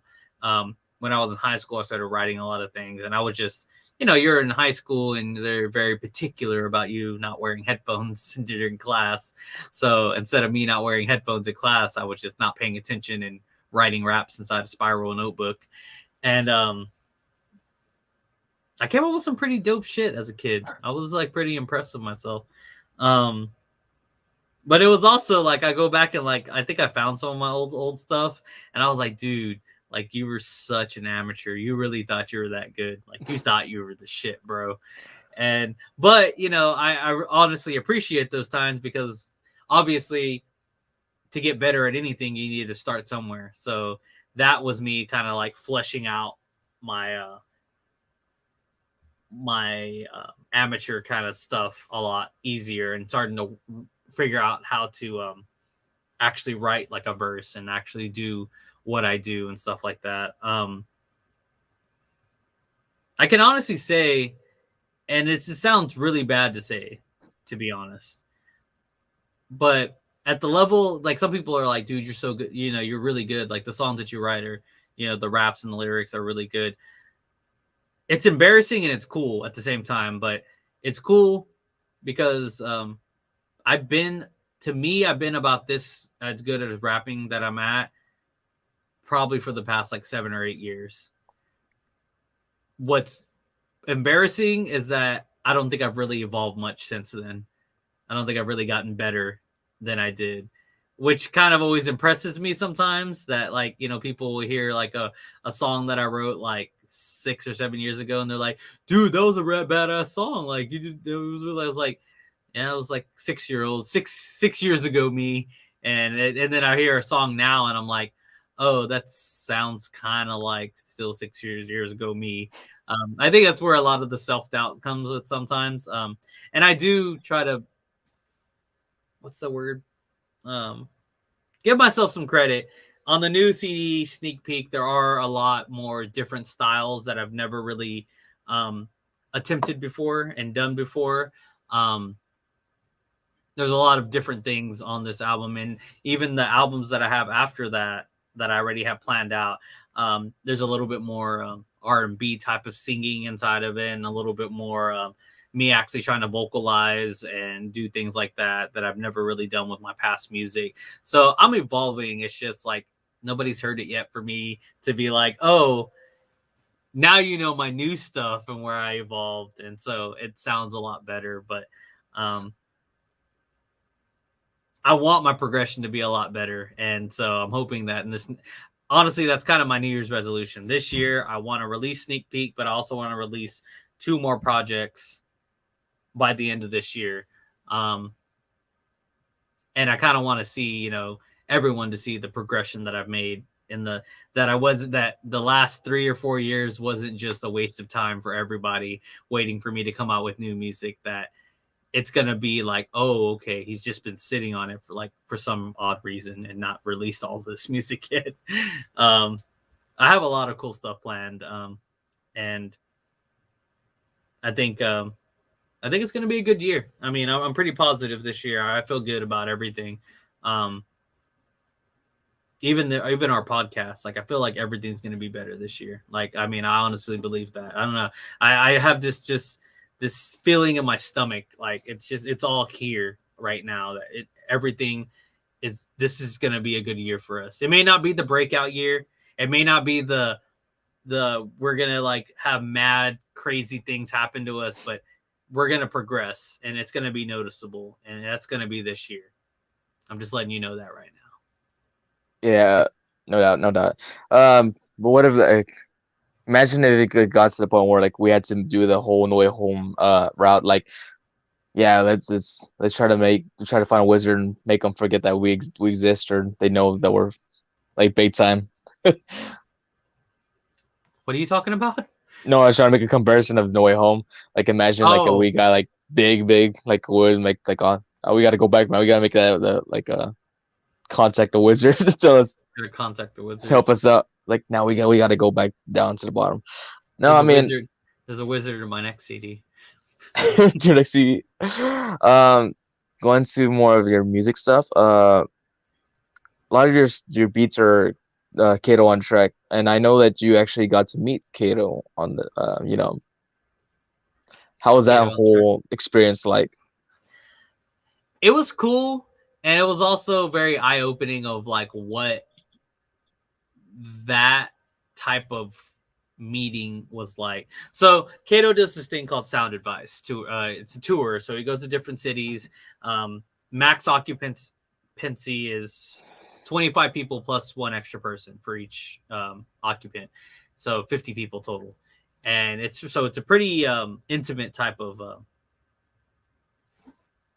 session with all these other people who are just like me, who are trying to do music as well and trying to succeed in this music world. So it was really interesting, to go up there and, have them not just critique my music, but critique other people's music. Um, so, so on the cool side, I got to meet Kato. I got to, show him my music. I got to get him to give me a little bit of, what his opinion is on my music. And then I also got to see a bunch of other artists and kind of I don't know if it's a bad to say, but kind of gauge myself, like where I'm at, like compared to other artists who are also trying to do the same thing I am. So I got to gauge myself, and to be honest, like a lot of people are kind of in the same area I'm at, and honestly, probably at the same skill level, if not better. Pretty much everyone there I thought was not everyone. There was a few people that their stuff was a little here, but most of the people that some people had stuff that just sounded so great, amazingly produced and everything, but they don't have a marketing team, so nobody hears their music, you know, and they don't know what to do next. So it's like in this weird limbo with their music. But you could tell, like, dude, their beats were hard, their lyrics were hard. Anyway, so you got to meet all these other people. The con side of it, or the bad side of this, was that you only got 10 minutes really to, or no, you only got 5 minutes to let Kato listen to music, and then you have 5 minutes of him critiquing your music. So there's not very much you can tell someone in 5 minutes how to improve what you're doing. And then at the same time, you have to realize, like, his opinion is a very well-educated opinion, in my opinion, because he's been around a bunch of people that have been successful and things like that. But in the end, and this is for like anyone listening or anyone thinking about, going to something like this, in the end, his opinion is still just an opinion. It's not solidified. If he tells you that, that you're that, anything, because I don't think he's paid to tell you anything negative, because he pretty much didn't ever told anyone anything negative besides they needed to find a better mixer, or they needed to kind of rearrange this or that. Pretty much everything he said was like in a positive / kind of note. But for me, he had told me a positive and a negative. My positive that he gave me was that he gave me a 10 out of 10 for originality, which like kind of made me smile ear to ear. I was like, hell yeah, I'm original. Hell yeah. So that made me feel cool, just to have someone like Kato say my stuff was original. The bad part that he said of mine was one, my mixing, and two, he said that my song structure needed to be better, which I really don't know what that means. So I'm not he told me, he's like, maybe you want to get with an actual songwriter, and maybe I want to like write a song together so you can kind of see, how to structure a song properly. The hard thing for me to take that advice from him was that I showed him like 4 songs, like a minute and a half each. Like there was no way for him to really see my full song structure. So I don't know how I guess he got to listen to one verse, so maybe that's enough to tell him that I could have done better with my verse structure. And I do know that my verses can be a little erratic sometimes. Like I'll be rapping like there's a song called Time that I do. It's like time, Got me feeling like a drug addict when I ain't got, man, I gotta have it. When I'm running them out, man, I'm in a panic. 400, no, 1,440 minutes a day, and still somehow makes it every minute away. This bill's already due. I thought I got paid. What month is it now? I need to get laid or a song made, something done. Rap to race and I barely run. Up too late and I drank a ton. I forgot what the next part. And then I just jump into, and now I'm pissed all that time I missed. I can hit it all now. Take a look at my wrist. I can hit it all now. Take a slit. You know, like I just kind of changed the beat up erratically, or my cadence and my not rhythm. Yeah, my flow. I changed up my flow a lot throughout that beat, so I could see how someone would think, oh man, this guy, like, he's erratic, like with his verse structure. Like he doesn't know how to just stick to one thing. But to me personally, you know, when I do songs like that, it's interesting. You know, it keeps you engaged and interested.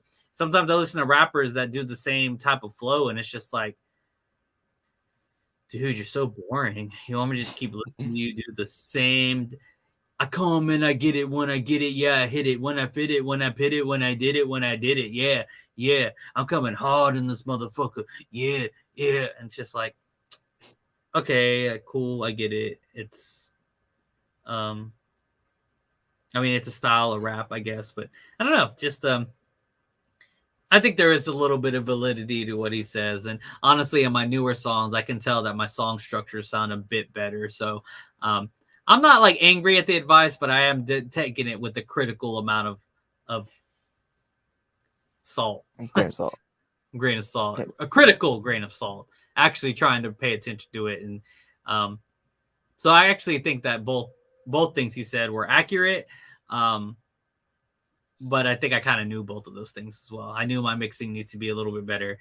And listening to my newer stuff I've been writing, I can tell that my song structure has changed up quite a bit. So it's not as erratic as it was before. So, but anyway, so, you know, you can only tell someone so much about their music, and then it's like, next, you know, another thing, and I don't think it really has to do with Kato. It's just, no,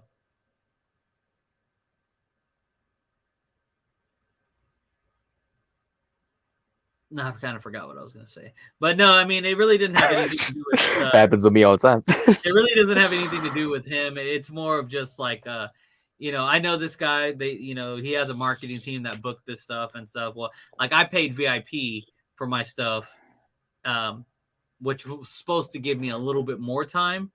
And I only got 10 minutes, just like anyone that paid general admission. And the only reason I know other people that paid general admission is because we all got tags. Mine said VIP. The guy over here said general admission, but he got the same 10 minutes I got. So I didn't really get priority listening, you know, or I don't know. I didn't feel like I got anything extra out of it, because if I was just going to get listened to, I don't know why I paid an extra $150. Because I mean, all that did was make me go first, and nobody likes going first. But yeah, I mean, it was cool to meet the guy. I know he does a lot of shit. Would I do it again? I'm not 100% sure if I'd actually go to another sound advice. If I did go to Kato for advice, I would book one of his personal one-on-one sessions, and get a full hour with this guy and talk to him about my music. Then just 5 minutes, it's almost just really not worth it. The only thing that I said that was good about it was that if you're looking to network, there's hella people that are trying to do the same shit you're trying to do there, and easy to network with. If you're actually looking to go to get advice, it's not what you're really going to get. He's going to listen to it. He's going to try his best, and I get that. He only has a limited amount of time. He's going to try his best to tell you what he can help you today, but it's only going to be a grain of salt. It's not going to change your view of what you do with your music. You need more time than what he's able to give you. So think about that if that's what you're really looking for. If you're looking to network, perfect place to go. Do that. I feel like, so kind of almost going to the closing of this live stream. So I wanted to ask, acknowledge a few things before ending. Christmas Jam music video, like what made you want to throw us into the the music video? I feel like we barely even like met, like even like as far as, I mean, you mentioned the story about Franco, that first initial thing, but even just like for us, it feels it like I kind of describe it like we're just like barely up and coming starters. Like we were no professionals at all whatsoever. That like how you and Robzilla just took a chance on us, and it's like a surreal thing. But just like even being involved in one of your music videos, that's pretty crazy. For me, I mean, you kind of just said it yourself. I mean, me and Robzilla went in on you taking a chance. Like y'all took a chance on us. Y'all asked us to be part of y'all's interviews. Y'all asked us to, do things with y'all. Like it's all part of the love. I mean, you show us love. You show me love. I show you love. Like it's pretty much all it was. It wasn't anything, you know, more than that. Y'all been supportive of my music and helping me. So of course I'm gonna include y'all into my stuff if I can. It's just how I see it. We need to help each other out. Initially, whenever like when we're asked to appear on the video, I was expecting like a little like footage, but when you really watch the whole video, there's like different moments that we're actually in. Like, all right, so we got some of our like there's a little short appearance, like as far as the House of Rock when that was shot, that area when Mm-hmm. everyone's lip syncing, whatever, or actually singing, or even like back in the apartment where we shot, we were doing interviews, Robzilla. Yeah, I was like, oh man, it's just I don't know, that that's kind was of a like really that was a really fun video. It's funny because I watched that video recently and like by no means is that video like a well produced video. um, Even some of my transitions are very cheesy, with the almost like the red and green like lights and stuff, like transitions throughout and things. Um, but like all in all, like I love that video a lot. Like it's one of the first videos I like directed myself really. I put together the storyboard. I actually made a storyboard. I had a step by set like shot scene list. Um, I did everything. I was telling the guy that was helping me videotape it. He's a good friend of mine named Vincent. Um, by the time I got done editing it, I was telling Vincent, I was like, dude, I planned out this entire video and it came out 95% exactly how I imagined it was going to come out. And I was like, that's fucking cool, dude. And yeah, just going back and watching everyone like having fun.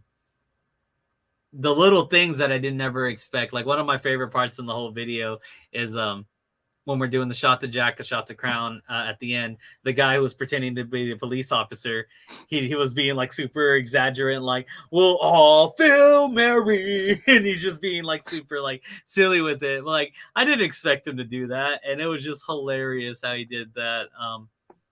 You know, having my little sister playing like Rudolph the Red-Nosed Reindeer, that was pretty funny. My cousin playing a different reindeer and like me falling. It's one of the funniest like scenes where I fall and he looks back and he just kind of looks at the camera and he's like and I was like, dude, that's fucking golden. Like um that video is like so much fun, and that very very beginning of the video was like one of the coolest things ever because I was like, all right, I'm gonna run and jump like off screen, but then I'm gonna like jump out of this corner block right here. So I had that all planned out in my head, and it came out like pretty much exactly how I imagined it was going to. And man, you have no idea how hard it is to stare at a camera, have something thrown at you, and try to catch it while you're not looking at it and just keep rapping while you're doing these things. I missed that Crown Royal, which it was a fake bottle of Crown Royal. It was like I filled it with a little bit of weight, but it was like not anything breakable. So he would throw it, and like a few times I stumbled, like, oh no, that's not good. But that one time I was just like, oh yeah, that was the one. Like I felt it as I did it while I was rapping. I was like, that was the one.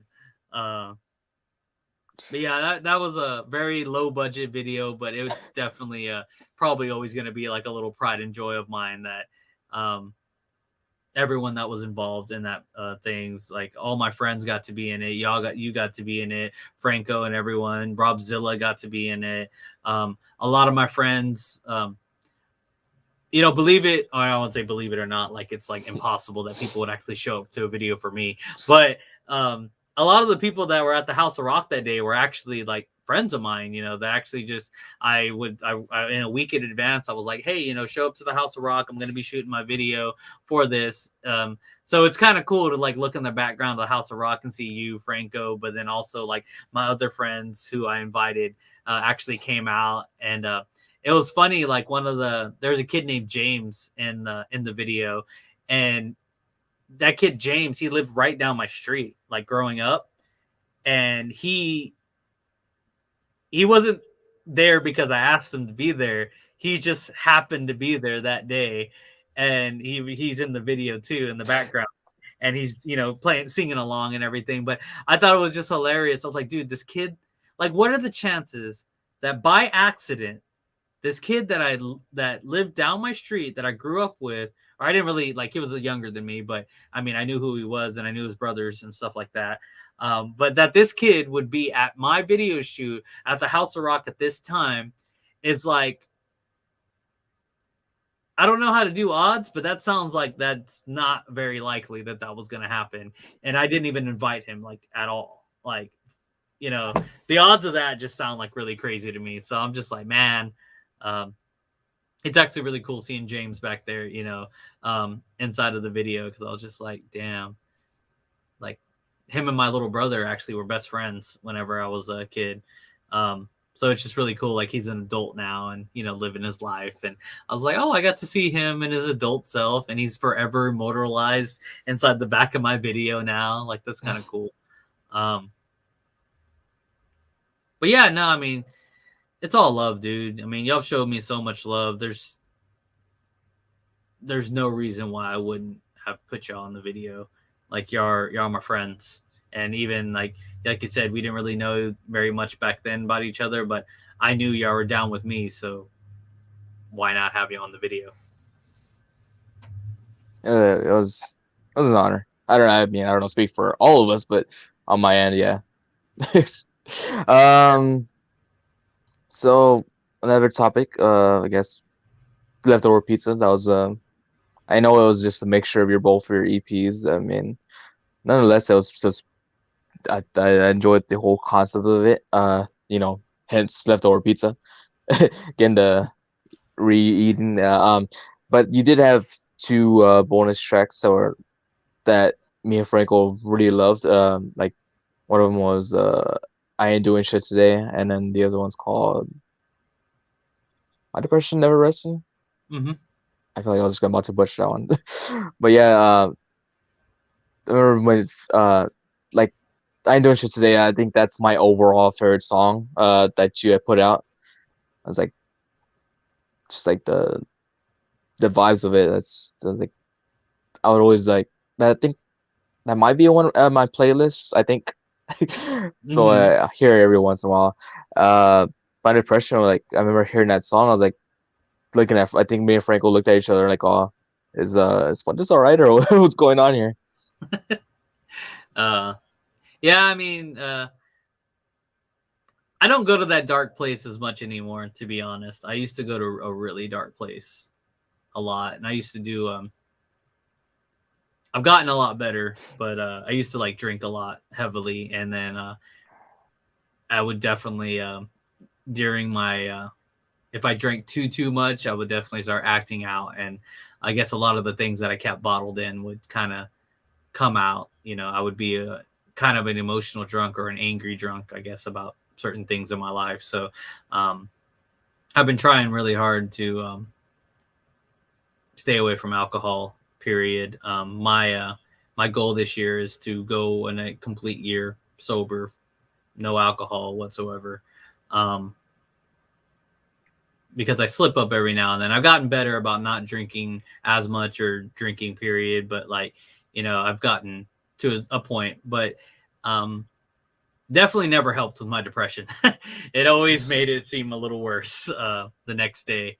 Um, Even like for me, like, smoking or anything that I would do, it would just make me either paranoid or more anxious. It never really helped with my depression either. So I think actually I found like the best thing that I found for my depression that I've it sounds funny because it's the name of the song, but in reality, the best thing that I found for my depression was that start facing my problems, start trying to figure out the root of them and stop trying to run away from them as much and try to actually take a step forward in my life. Like, so many people are just so scared, and me included. I'm not saying like anyone, I don't blame anyone. Like, I get it. Like, life's freaking scary as shit. Nobody knows if you're going to succeed or if you're even going to be alive tomorrow or what our future holds. A lot of that, it's daunting when you start to try to think about it, but you have to take steps forward. And that's what I've been doing more these past actually couple of months, taking small step forwards. And I'm super happy, proud of myself that, since the beginning of this year, I've exercised regularly for the past like 2 weeks already. I have a punching bag. I hung that thing up. I've been punching it, and getting my exercise in. I've been eating better, since the beginning of the year. And, I just have a new vigor that I want to succeed, and you're never going to succeed if you don't take those steps. And, you need to get your health in check. How am I supposed to jump around stage and rap as fast as I rap if I'm not in shape? I need to get in shape, to do that better for, the people that I'm entertaining. I love to entertain. I love to see smiling faces, and, me being healthy is going to improve my stage performance. Me exercising hopefully will help with some of my depression and anxiety that I feel on a daily basis. And then work through some things. There's some personal things that I really rather not talk about, but it's just like I have some personal um, things that I'm dealing with, more like past regrets and past things that I'm still trying to mend with myself. It sounds really silly, but you got to really treat yourself like a second person almost. Sometimes you have to talk to yourself. You have to know when your limits are. You have to know when you're pushing yourself too hard to try to do something, and know when to give yourself a break. And I've been trying to be very patient with myself, and it's been working. I think I've been getting over a lot of my past traumas, and I'm working toward a better future, man. Like and I really believe this year is the year where things are going to be different for me. And I'm excited. I'm excited to see what this year is going to bring. I'm ready for it. I'm ready for this year. Well, it's awesome to see where you're at right now. I mean, compared to like you described, like your past. Man, I do believe like it's gonna be big things for everyone. Um, let's see. We talked about like leftover pizza already. So part of me like is kind of a little jealous that Franco actually got to get his name in it, in the name of the part of the CD, like the special thanks. But I mean, I was like, damn, if I only had money, I would have actually got my name on that CD or the special thanks. It's like Yeah. I spent a lot of money. It's like, yeah. But I think as of lately, I mean, I feel like just about every single one of your merch drops or whatever, I've been on like, all right, I need to give me some Fuentes stuff. Like I bet like been trying to catch up on that. Like No, even it's the like, I mean, look at the shirt right now I'm wearing. I saw it. I actually was like, "Oh, is that me down there?" I believe I wore this on another. I think it was another EmoséwA live I did. I just didn't Yeah. show off like was like or even the No, I stickers. mean, it's like I said before, like you, Franco, y'all have like been so supportive of me. It's just really hard to, um, especially even like I guess, and I don't know if it's because we've got more of a connection. But I noticed that this last like merch drop that I did, you were like, "Yeah, I'll take that. Yeah, I'll take that too." Like, "Oh, everything you have, give it to me." I was like, "Okay, here you go, Nick." Yeah, because you the beanies I saw. I think initially I thought it was like one style, but then I also came across my mind like, oh, it could be two different style beanies, and you're like, well, which one do you want? And I'm like, I'll take both. And I remember Yeah. you were throwing on the idea that you wanted to do a bundle. I was like, oh, Yeah, I was still I still kind of want to do that for like people that bought the album. I'm still kind of looking into, because I mean, I've written down, I think that's proper grammar. I've written down everyone that I've sold stuff to on my phone. So I kind of have a little tally of who's bought like hats, shirts, beanies, and all the above, stickers when I did the sticker packs. So when I come out with the album, like I'm looking to give the love back to those people that have been supporting me through this slow time for me to finish this album. And hopefully being able to give out a free album. I really need to look at the finances to see if I can give out a free album. If not, at the very least, like a discounted album. Because being part of Funny Farms, I do have some royalties I got to pay to Funny Farm for every album I sell. So I need to probably get a little bit of money to pay them back. But besides that, I mean, I really don't at this point, and like I've said before, and I don't want to put myself down, but like this album has haunted me. Like I really like I care about it. I know it's some good shit. I know it everyone's gonna enjoy it. I would definitely not be mad that I gave it away for free to a lot of my supporters, because y'all supported me. And at this point, it's something old. And if I give any of my supporters anything, I want it to be something new. I want it to be something fresh. And I want them to be the first ones that get it before anyone else, you know. And, I do have plans to, jump on the Patreon train, possibly to start getting to subscriptions and trying to give new music to people. And when I do album drops, like trying to get to downloads or even albums for before they drop a week ahead or something. I'm trying to figure out something special to do for people that have given me so much support over the years. And this year, definitely, whenever I finally get about to have a physical product, I'm going to figure out what I'm going to do. And yeah, I'll let everyone know. And hopefully, y'all people that actually support me and want me to succeed are going to help me out with my Patreon, and I'll be able to give them content. I think that's the dream, right? Is that we can just sit in the room and give everyone content every day of our lives. So to close out the whole, I know I keep talking about leftover beats or whatever, but to close that out, and then because I do want to talk about your newer stuff, like what the whole some of the sneak peek stuff that you wanted to kind of announce. But to close off leftover pizza, I liked that we did a video around it, like sign my CD, or if you did some of your promoting stuff too, like for your commercials. But the thing I wanted to mention, because it's part of our Friday the 14th intro, whenever you're citing my CD, legit, that is for people who are like tuning in, that is legit him citing my actual CD copy. I just think that it's just a funny moment, and how I did, like, it eventually became like Friday the 14th intro. Like, I'm pretty sure people that see our show, like our podcast, like, how does that scene necessarily fit into it? Because you're seeing a bunch of like slashers and all that.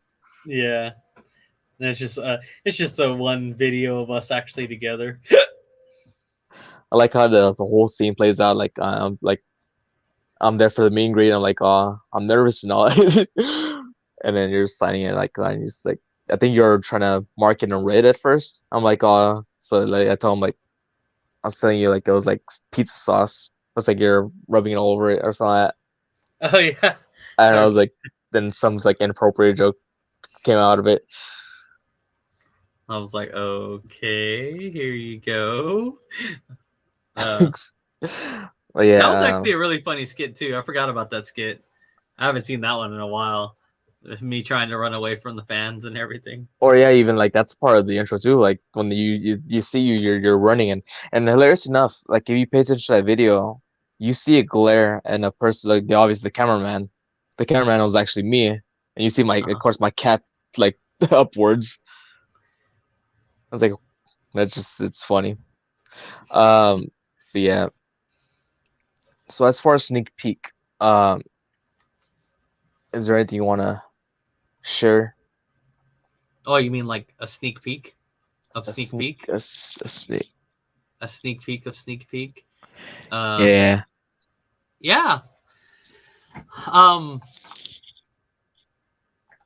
There's a song that I did. Well, there's a couple of songs. I mean, I showed you and Franco a rough draft of the CD. Whenever we went to San Antonio very recently. Or was it recently? Holy shit. When did we go to do that? Was that September or October? It might have been October. Maybe it was September. Wow, that was already 4 or 5 months ago. Jeez, time flies, man. Jesus Christ. Yeah, I got a couple of songs. I just don't know which one I want to show you. Let's do this one.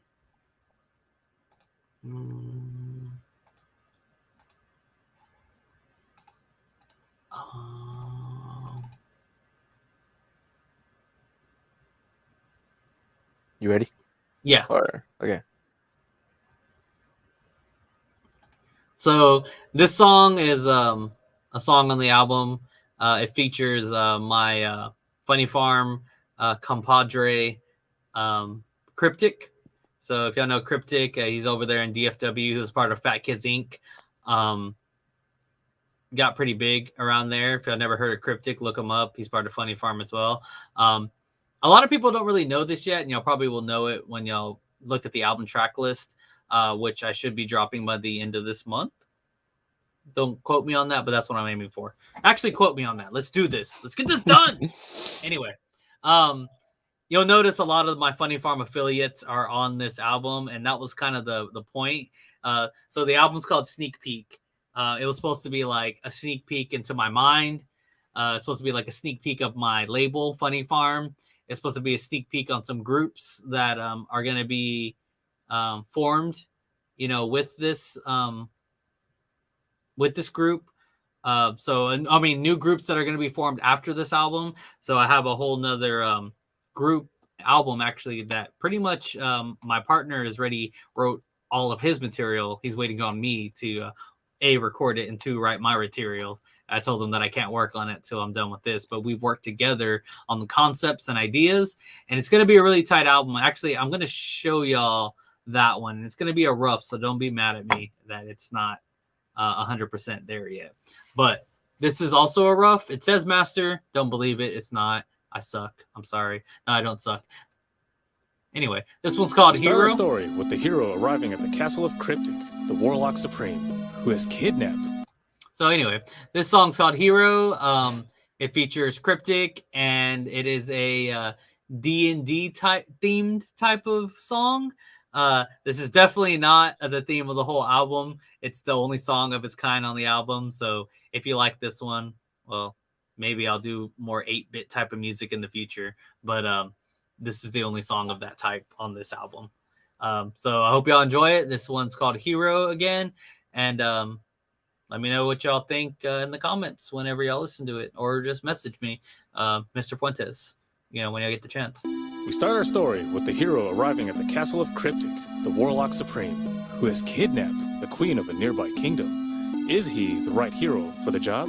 Hell yeah, I am. Are you sure about that? I am the hero, yes, I am the one. I am the hero, the one with the gun. I am the hero has come, the hero has come, the hero has come. All of my enemies, everyone facing me, everyone chasing me, thought of replacing me. The hero has come, the hero has come, the hero has come, and now you're all done. I am the hero, yes, I am the one. I am the hero, the one with the gun. I am the hero has come, the hero has come, the hero has come. All of my enemies, everyone facing me, everyone chasing me, thought of replacing me. The hero has come, the hero has come, the hero has come, and now you're all done.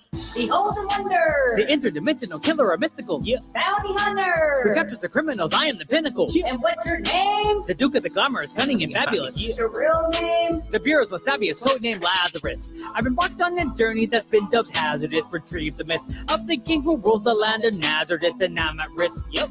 Cause I'm about to fight Warlock Supreme. An evil and dastardly fiend in his regime. No help for no team. Oh no. No stitch. I heard he's a bitch. I snuck by this guards without even a hitch. Disabled his shots and finding a switch. And easily found out which way is which.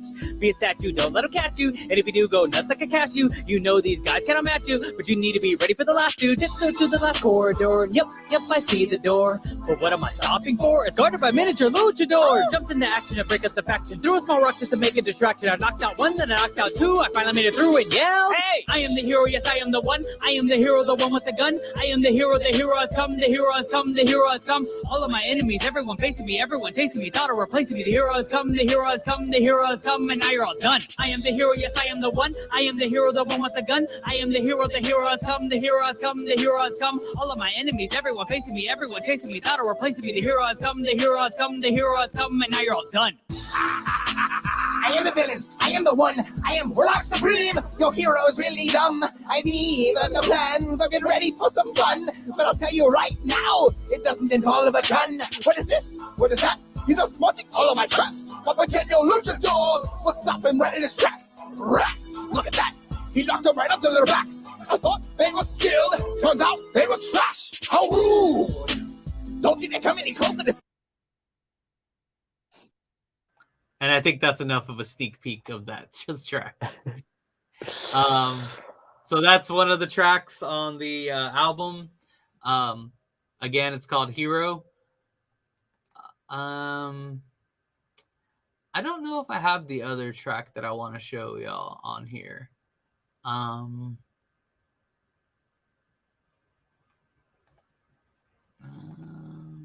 that's just the beat. It might be in here. Oh yeah, this actually looks like a great spot where that would possibly be.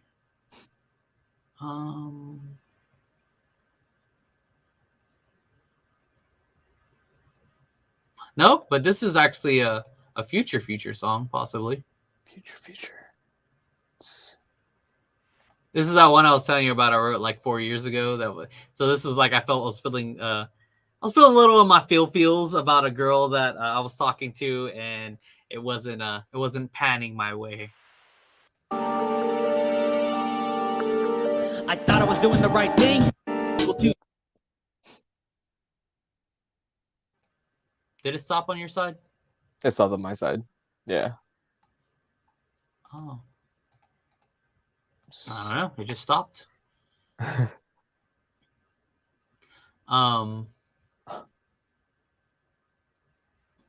I mean, you'll get the gist. There's also another song that never got released. And I'm just going to show you the last part of it because that's the really cool part that this was, so that was a song about a girl that didn't, I couldn't really get a hold of. This was the song after a breakup. Actually, no, I'm not going to show you this. It's showing you too much. At least for the new album that I'll be coming out with. Not probably, I will be. These are all just the beats, right? Yeah. One more little sneak peek I can do is I can give y'all this one.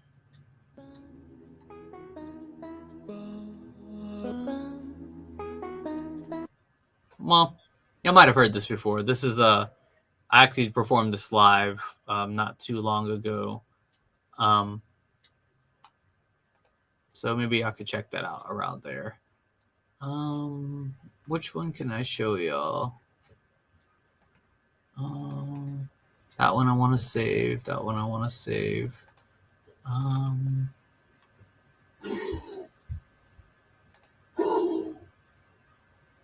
mean, I don't really have anything else except let's go for the intro. This intro goes hard, so I like it a lot. I never could have ever thought I'd ever make it this far. Nope, not in music and life, but you never could have guessed. Every time I thought I'd death, man, life's hard. Yeah. But I'm still right here. 10 plus years of the blood and tears made a rap career. Yeah, I feel this near, but to claim top tier, no, I have no fear. The league competition is solely my mission. I strike a precision and challenge ambitions. A cat and the mouse, and I'm setting the trapped and attack at your house. It's almost a rap. Beat him and defeat him when I meet him. I don't need him, I don't feed him. Overheat him with the speed him. Overseed him, I'm a shoot him. When I see him, I'm a sleep him. Take the freedom. And who are you? They call me Mr. Fuentes, coming out of Rockport, Texas. Funny farm, you cannot mess with AK all day till I'm breathless. About to start a heist through any sound device called the poltergeist. And getting after life, rip my heart apart, cause inside my art show I'm out hard right from the start. Yeah. I've been thinking. This dream and pretend it's time to go all in. I've been thinking. Well, friends and kin, I know I can win. I can show you. What it means to be the most raw MC. Maybe one day you can be like. No, you ain't never gonna hear another guy like me. You'll never bust a rhyme or a line like me. Never gonna be as cool or as fly as me. One of a kind MC, just wait and see. See.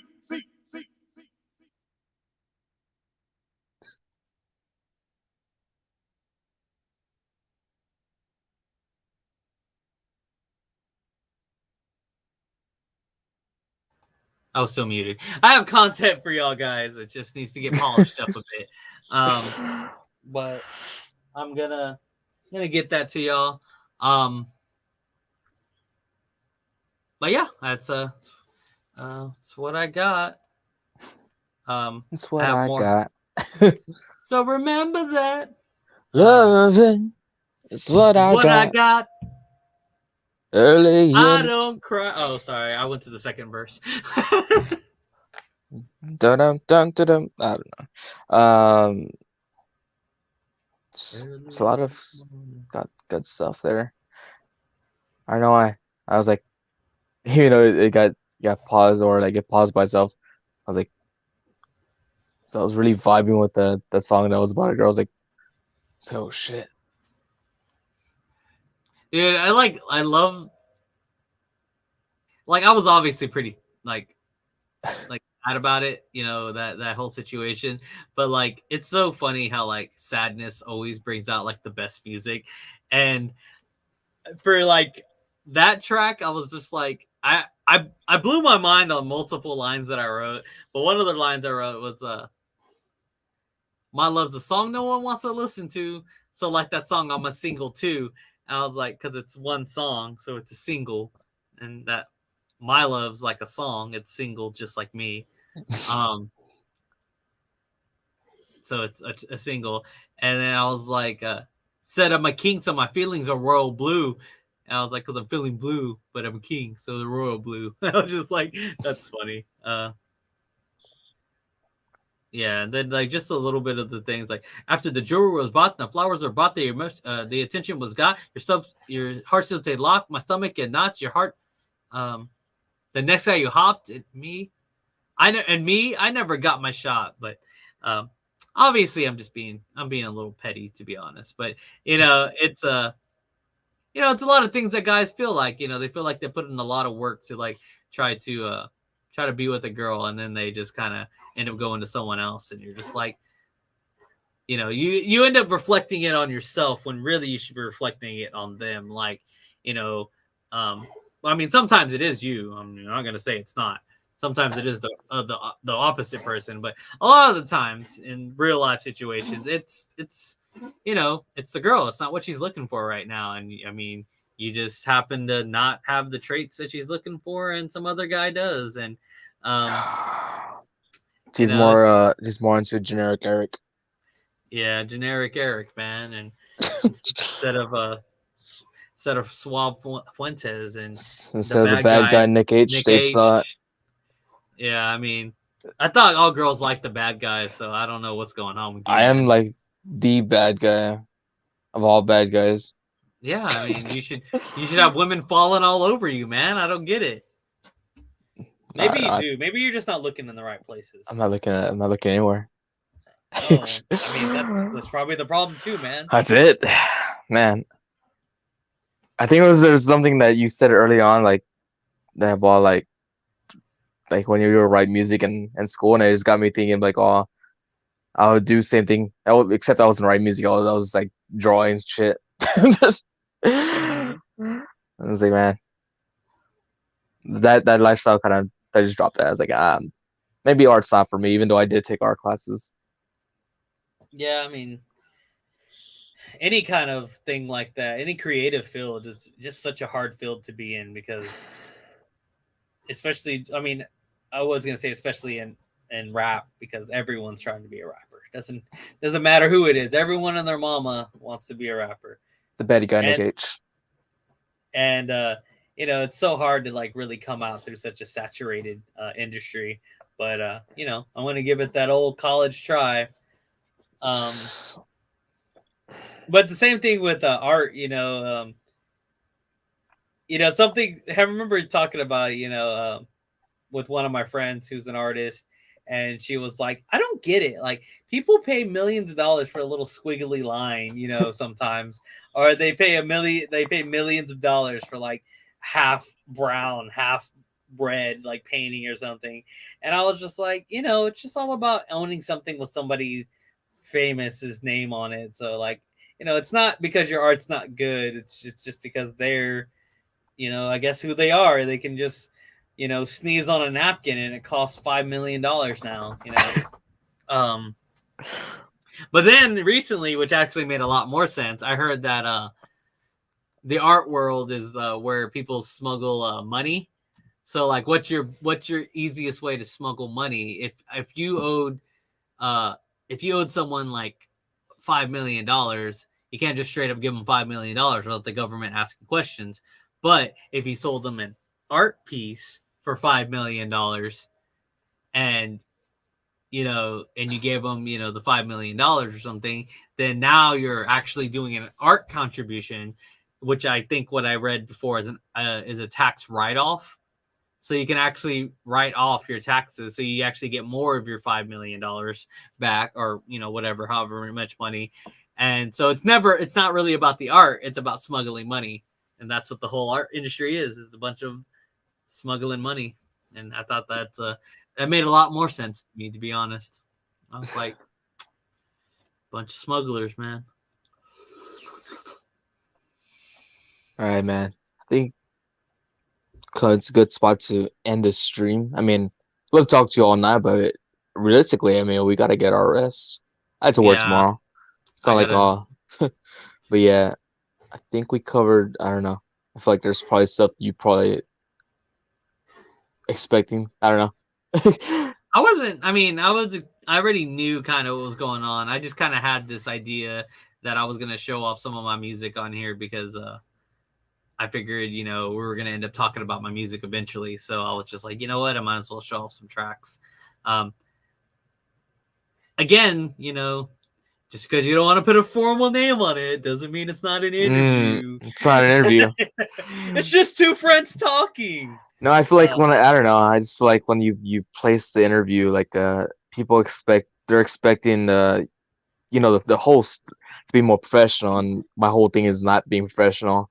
And as you saw earlier on in the stream, not only because of technical difficulties, but I do have there's a lot of times where I was like long pausing just because my mind went blank. I was like, I hate when that happens. But eventually I pick myself up and things start to sound a little bit smoother as long the stream goes on. I mean, if I ever need to become Nick H the interviewer, I can become Nick H the interviewer. But yeah, definitely. No, I mean, it was good talking to you. Definitely almost made me cry earlier. So I made you cry earlier. You almost made me cry earlier. Oh, I almost. So good job, man. I did tell you. What was it? The Friday 14 special that.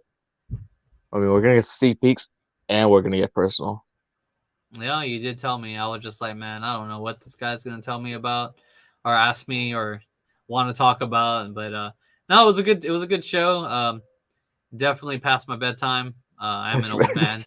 I'm an old man nowadays. I go to work at 7 a.m. and I wake up like at 5:30 a.m. and I go to sleep at like 9:30 a.m. or p.m. not a.m. 9:30 p.m. So it's like an hour past my bedtime. But no, I mean, I don't care, man.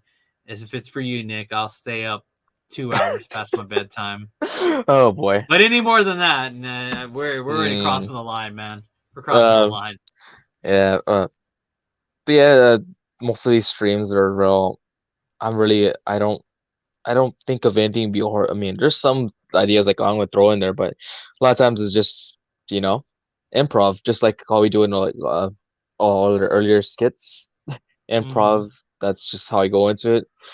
I mean, the first two EmoséwA lives, those were like things where I had questions planned out, but eh. From the third episode above, those were I feel like the real EmoséwA lives. Not to discredit those first two episodes, but that's where it was authentic to me. But Yeah. anyways, No, I get you. it was it's always nice talking to you. I mean, this was even a more on the real versus us just talking about movies. We actually had a serious conversation. And there was some joking stuff, but overall good stuff. Um Normally I let the guests close out with what they want to throw out there, like just like Friday 14, how we close out. And what do you have anything else to plug besides? I don't know. I feel like it's just a weird point. No, I mean, yeah, I mean, I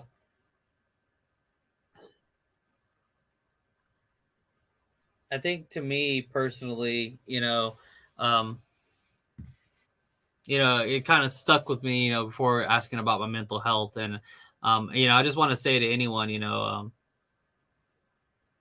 if you need to, if you feel that way sometimes, maybe you just need to reach out to someone. But if it's just self doubt, if it's just a bunch of you don't know if you can do it, you're never gonna know unless you try, man. You're never gonna know unless you do it. I honestly never thought I'd open up for Tech Nine. I honestly never thought I'd go on tour. I opened up for Twisted. I never thought I was gonna do a lot of these things, um, and I'm doing them. I'm out here doing things, and it sounds silly to say I never thought I'd do them, because what the hell else was I thinking I was gonna do when I was trying to become a rapper? But sometimes you dream big, but sometimes you don't believe in them wholeheartedly. And so whenever these things actually happened to me, it kind of made me realize, like, anything's possible if you work toward it. And so I've been working toward this a long time, and it's starting to finally show. And I'm ready to show y'all more things. And don't be afraid to show the world what y'all got inside here and inside here. If you're not watching video, I pointed to my head and my heart. Anyway, don't be afraid to let people know, what you got to show the world, because only you can show the world your ideas, and everyone else can only show the world their ideas. And your ideas are going to be unique from everyone else in the world, no matter who it is or what it is. So don't think that any idea you have is dumb, or that any idea you have, maybe it's already been done, but maybe you're going to do it in a way that's going to catch more attention than someone else. Don't think any of your ideas are dumb. Give it a try. See what happens. But anyway, that's my little bit of a closer message to everyone. My name is Mr. Fuentes. If y'all didn't know, I do music. It sounds like the end of the podcast. I didn't catch up on anything you said. That's nice for you letting us know that you're actually a rapper. Damn. But no, for real though, if y'all haven't heard of my music before, go to Spotify or Apple Music, check it out there, or anywhere you listen to streaming music. Just search Mr. Fuentes. I also have Facebook, Instagram, and Twitter. Mr. Fuentes 361, Mr. FUENTES 361. Check it out, and I will start putting more content. I already have ideas for what I want to do starting off this year. And at the end of this month, I do plan on releasing a track list and more of an official date of when sneak peek's really going to be out. I swear I'm working on it, and I'm going to just have to put it out, guys. So you're going to get it. I hope y'all enjoy it. And thank y'all so much for giving me this time. And thank you, Nick, for having me on here. No problem, man. I know I keep stalling, but it's just the whole Friday 14 vibe thing. It's always funny. because at times I do for like in a moment I'm like I'm just talking. I feels like I'm just talking to a friend. I often forget like oh at the end of the day this guy is actually a rapper. He may not to be the biggest like you're not the mainstream, but you still are. You're actually someone locally. You're like you're actually a rapper. Like compared to what to me like I'm just like some regular guy. I was like I got to share the stream with a rapper, Mr. Fuentes. Uh, but yeah, fun stream, fun stream. You can follow me at the bad guy 2313 on Instagram. Can watch any of the latest stuff on YouTube since I mean this lives are uploaded on YouTube, so you come across everything. Uh, catch our next review. I believe it's Oh. what I'm already forgetting the collector for our Friday the next- 14th. Yes, The Collector. The collector, and as far as the bottom part, that we're reviewing a movie called Followed, which I will be doing with my good friend, my good buddy, the guy I mentioned earlier on the stream, Juan. He's That'd the be only. He's the only one that should be fun. It'll be a premiere episode. Looking forward to it. Really nervous to see how it turns out because I don't think it's really the full finished product, but going in there. But yeah, thanks for tuning in, guys. Rare folks always been the bad guy. Peace.